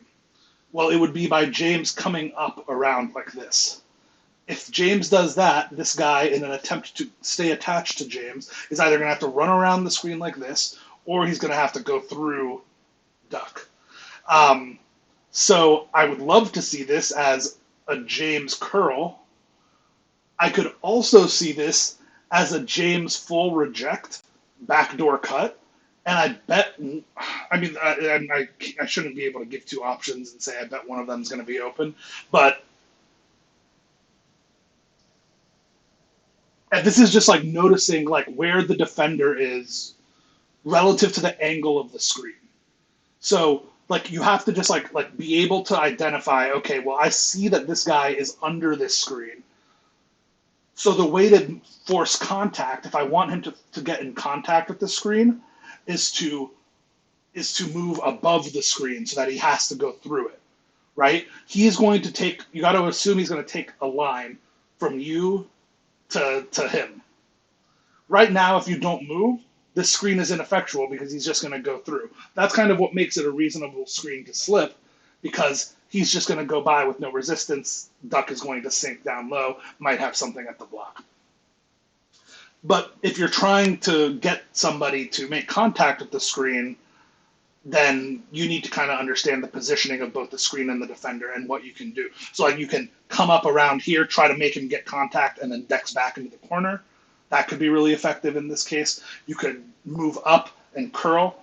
Of course, like you might just have an opportunity for a shot up here. But I want to like make known the option that you could just cut here. This would be especially nasty if Shots hadn't picked up his dribble. Like if Shots continues dribbling this way, they run this Fifi, whatever, and Shots is still like dribbling in this area, so that Shots is threatening Xantuan and Xantuan has to kind of come up or might want to come up to like block the shot or whatever, then this back screen becomes really effective. But look at what happens. Like it's funny. I think he's expecting you to go up above the screen, so he actually makes contact with the screen himself. And now look at this position. If James had been cutting here, this is fucking wide. Because now this guy has to get back through the screen. It's just impossible. Xantuan is covering, is looking at the place where the movement is happening right next to him, which is Zen. In this case, it benefits him that he is. I like Zen dribbling it back out to safety. That's an unfortunate turnover. That's so fucking annoying. We're good though. Again, I just want to show the options, like, and even if you can't identify what all the options are or why you would be doing them, I just want you to be aware of how rich the options are to attack even something simple. This is a little off-ball screen, and there are considerations to be made because of the way people are set up on the floor in like a very micro sense. And it just leaves you with so many options. And like learning all of those options, especially as a dependent player, as I want to call it, right? Like you're not a player who's going to create for yourself on the ball, but like knowing how to manipulate your teammate as the screener and the defender who's having to interact with your teammate is how you're going to be able to like really up your game as a dependent offensive player, um, and how you're going to save. Uh,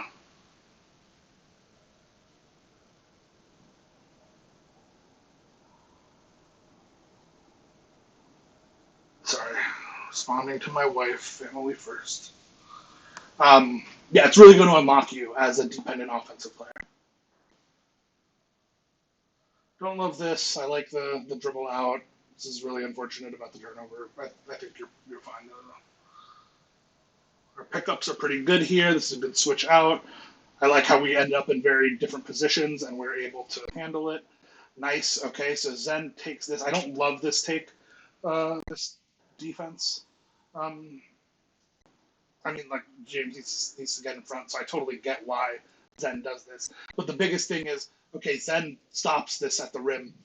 Shots immediately gets to corner. Immediately, Shots gets to corner. Adam gets to hash. This is good. Like, okay, so we've made them make multiple decisions, right? Like, I don't love that decision, and I think it starts with James getting blown by. I understand that, like, I mean, I would have done the exact same thing as them in this spot. Um, Even though it's technically not scheme disciplined. Like, if we're going to give it up that obviously under the basket, like that's the last thing we want. We're up 17 in a low scoring game in the fourth. Like, I'm just not going to give them a free two. Um, and we make one rotation, two rotation. Does he make the third rotation? He does. Um, yeah, I don't know. I don't know what's best or worst up there. I don't know. I mean, like, I think there's maybe we need to decide that. Like, maybe we are fine giving up the two in that spot, but we made them make extra decisions, and they haven't shown a consistent ability to make those decisions, let alone the shot at the end. So I feel like I'm okay with it. Um, I think it stems, primarily from just not letting people get by us. In the first instance, this works. Okay, we take it.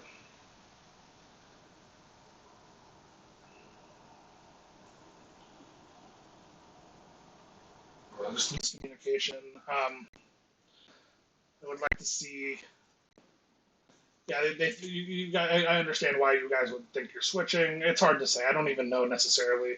I think either of this could work. Just this, you guys have played such a good game. I don't sweat this much. This is just a miscommunication instead of following out. Um,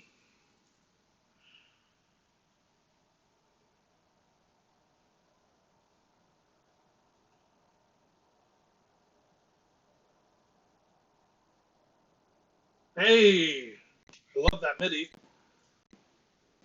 Were you trying to dunk? I hope. I'm assuming you were trying to dunk because of how fast this goes.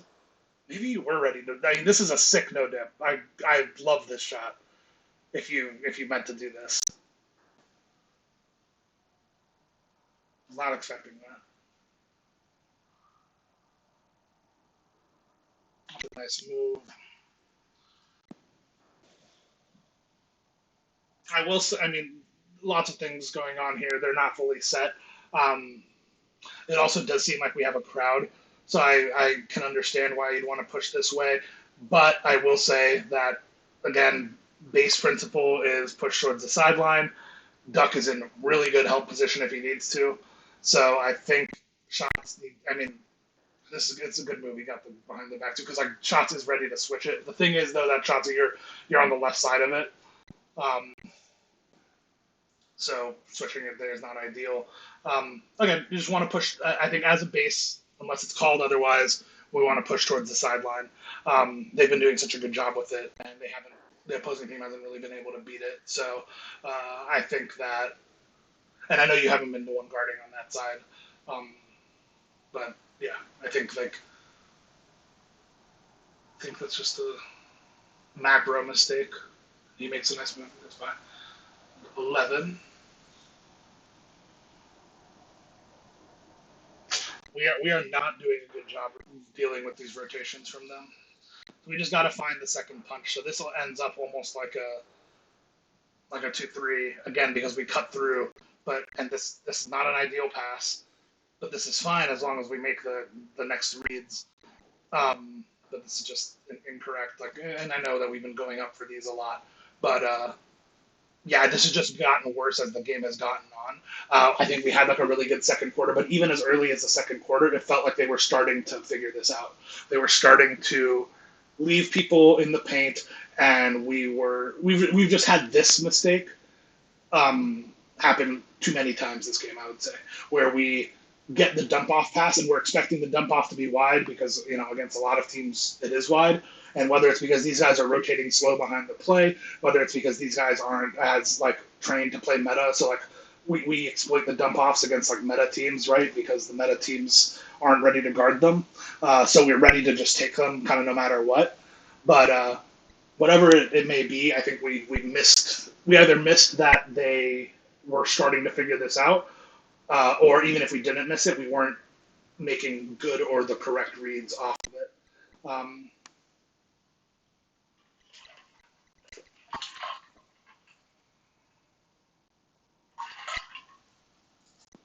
I think Zen up top in this spot is best.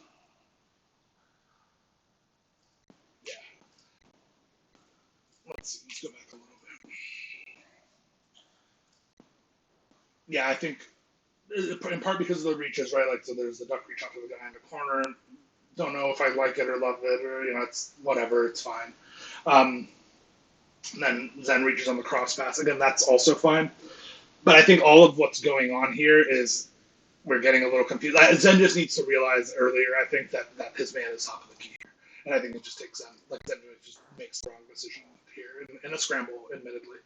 Um, and then this is good. Like, when this happens, this feels like a good switch, and Adam needs to switch out. But Adam has been so used to switching out with Duck that he instinctively goes to do this. This is just wrong. Adam needs to be going up top in this spot.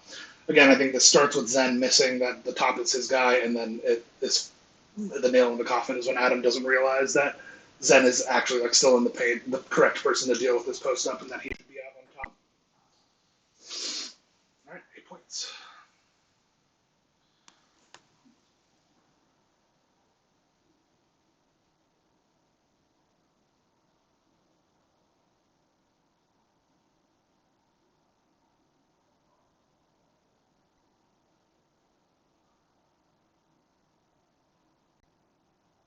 This is nice, good shot. We're lucky though. I think Adam needs to get more comfortable no dipping. Um, we're lucky that this cut like so effectively draws both defenders in. Um, this makes a lot of sense. Just cut off the hash, throw to corner. Makes a ton of sense to attack these two. Zanton's been playing low. He's going to get absorbed into the cut, and this guy has wanted to follow his man really tightly. Well, that's not true. He's been helping a lot. But whether he helps onto shots when he dribbles this way, so before the play we called, that one I didn't like was Fifi on this side. Shots drives right, Phil cut, and they're able to cover that. This feels this feels much better. And maybe again it's just hindsight because it works in this instance against these guys. But this feels more sound to me based on how they're playing. The corner defender is sitting low, meaning he's susceptible to falling for this cut. Um, and this guy is, we know, susceptible to helping or to staying attached. And whether he helps or stays attached to his man, he is going to be missing the pass out to the corner, the rotation that he probably should be making. So this seems like a better way to attack this. And that's something to keep in mind. Okay, we see the corner guy playing low. Maybe that's a good time to run. That's a good time to run cut into dot the corner.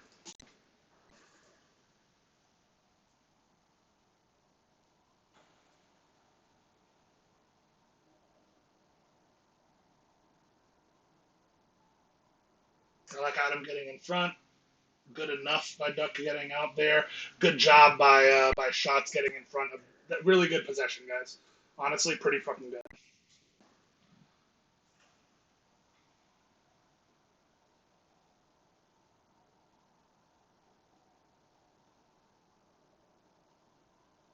Tough. I think everyone's a little tight here. Um,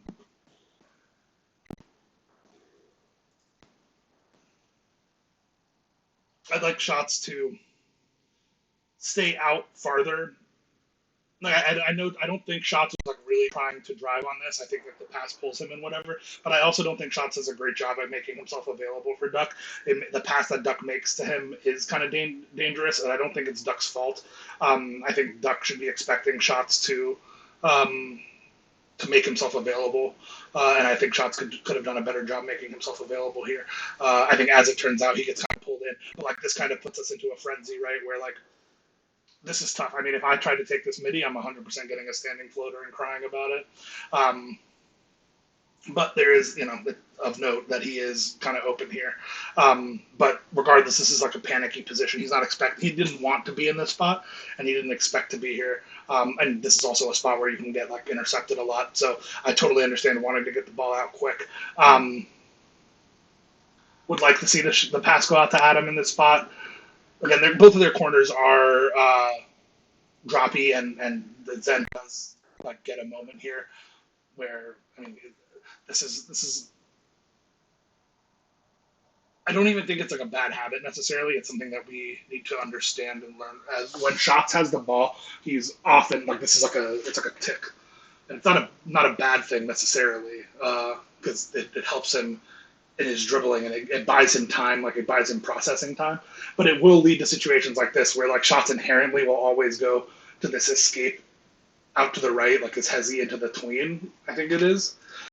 And because he like will do this like clockwork, he will sometimes miss like touch pass type reads. Like he can't pass. Like right now he can't pass until the ball finishes crossing over right to left. Um, which changes the look of it, right? Like he actually makes the read, but it's just enough time to make it so that like the shot isn't really there. Zen realizes this guy's a little bit high. Of course, it's like a slightly dangerous baseline drive. Like he's a center. I see where he's going with it, though. It's just tough. I like this wrap of note. Duck is open. This is a really crazy tough read to make, and also you kind of have to make the pass through a lane. So I'm not suggesting you pass that. I just thought that was interesting, and it's because Antoine dropped just to help, and the corner guy ended up sliding off to Adam. So maybe my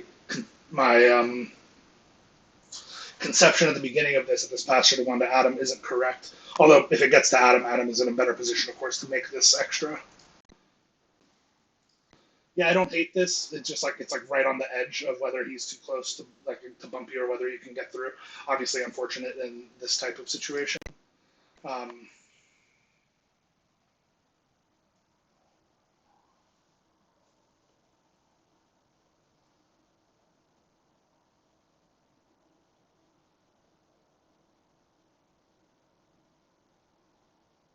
nice, not bad. Good shit, Adam.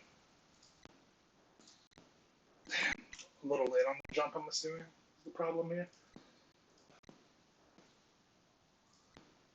And normally we would switch this, which is why Duck is coming low, but he realizes Shots is in a bump, so he ends up getting around it. And this is a good try on the jump. It's a shame you don't get any contest.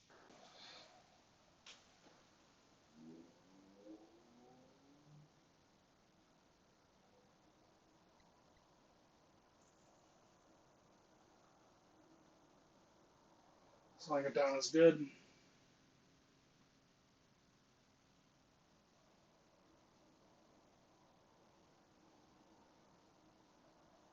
Nice, love that. That's funny. It feels like on the very last possession of the game, we take advantage of how well Antoine is playing on Adam. So they have the split here. This is honestly a fantastic skip because I mean it would have been fine again to Zen as well, although like the time is limited. I would like Zen best option would probably be like attacking floater here maybe, but like Antoine's kind of ready for it. So this is a good skip. Um, I think Adam isn't ready for it. Admittedly, he's been having this opportunity for most of the game and hasn't gotten it, so I don't blame him too much. And this is a good attack on the closeout. Is able to stop in the mid range, get the shot off just in time. Ices it. Good fucking game, guys. I'm not too worried, frankly, about the comeback. Again, I think the issue is that we didn't identify the slight changes they were making. Um, but like 10 points in, again, a low possession game is still pretty good. A lot of the stuff that we did is exactly the kind of stuff we need to do in terms of, getting most of our shots at the rim. Um, slowing the pace down, etc. So I think it's a good game, and I think these guys show that they have a little bit of juice, right? They beat Trueform, not their best lineup, but I mean, like these guys aren't complete cupcakes either, and we beat them very handily. The defense felt very very good. I'm really proud of how everyone really played defense in this game. I think Zen did a really good job balancing how low he was able to play, but still staying scheme disciplined in terms of rotations. I think Duck and Adam had really good showings, especially their synergy with one another in terms of being able to repeatedly get off the switch and have it successfully work. So hopefully that was good. Rebounding for the most part was quite good. We had the one issue that was mentioned earlier. Um, Offense felt a little stagnant, but it's going to feel stagnant when we're going slower. Um, I imagine, again, I didn't have comms, but I imagine there wasn't a ton of other people besides shots calling things. I think that's the type of thing that could help in this game. But again, it's just like people need to be the other people who are calling things not only need to feel empowered to do so, but need to be seeing things that are genuinely exploitable for it to be helpful. You know, um, and if nobody sees that, then it's probably not. If you feel like you're watching the game and you've had this feeling of things slowing down, but you don't have a good solution for it, then it's just a matter of trying to study and learn more. Hopefully, I've given some examples of like when certain play calls are good, and some of that is just like we can build our like communal knowledge about that. But another thing is that we just have to think about that independently on our own, right? Like I hope that somebody when watching this game doesn't just treat it as rhetorical, but answers the question of that I posed of what do you do when their rotation is drop from the corner in 3-2 and fill it with the hash guy. What are the ways you can attack that with play calling? That wasn't just a rhetorical question. I want people to really think about that. I need to think about it as well. Of course, the more common play callers need to think about it even more, but everyone can and should be thinking about it because it's a lot to put. It's a lot of burden to put on one individual person. So if everyone can help like share in the pieces of knowledge, then it's that's really good. And if even if like Shots knows if he's struggling or mentally isn't all there one day, or if Shots just isn't here one day for whatever reason, somebody else can and should be able to do it as well. And then the last thing, and I think maybe the most important thing, is that I want to see us more consistently run the freelance. This is a game where like we have full control, right? They're not pressuring us and they're not stopping us from doing whatever it is that we want to do. So it's a shame to kind of punt a game like this because in regular pro-am games, like on ladder and whatnot, we're not going to be able to consistently just do what we want to do all the time. They're going to stop us. They're going to press us. They're going to force us to swing the ball and attack matchups. But this is a team that, like, even when they're playing well, is like not applying that much pressure to us.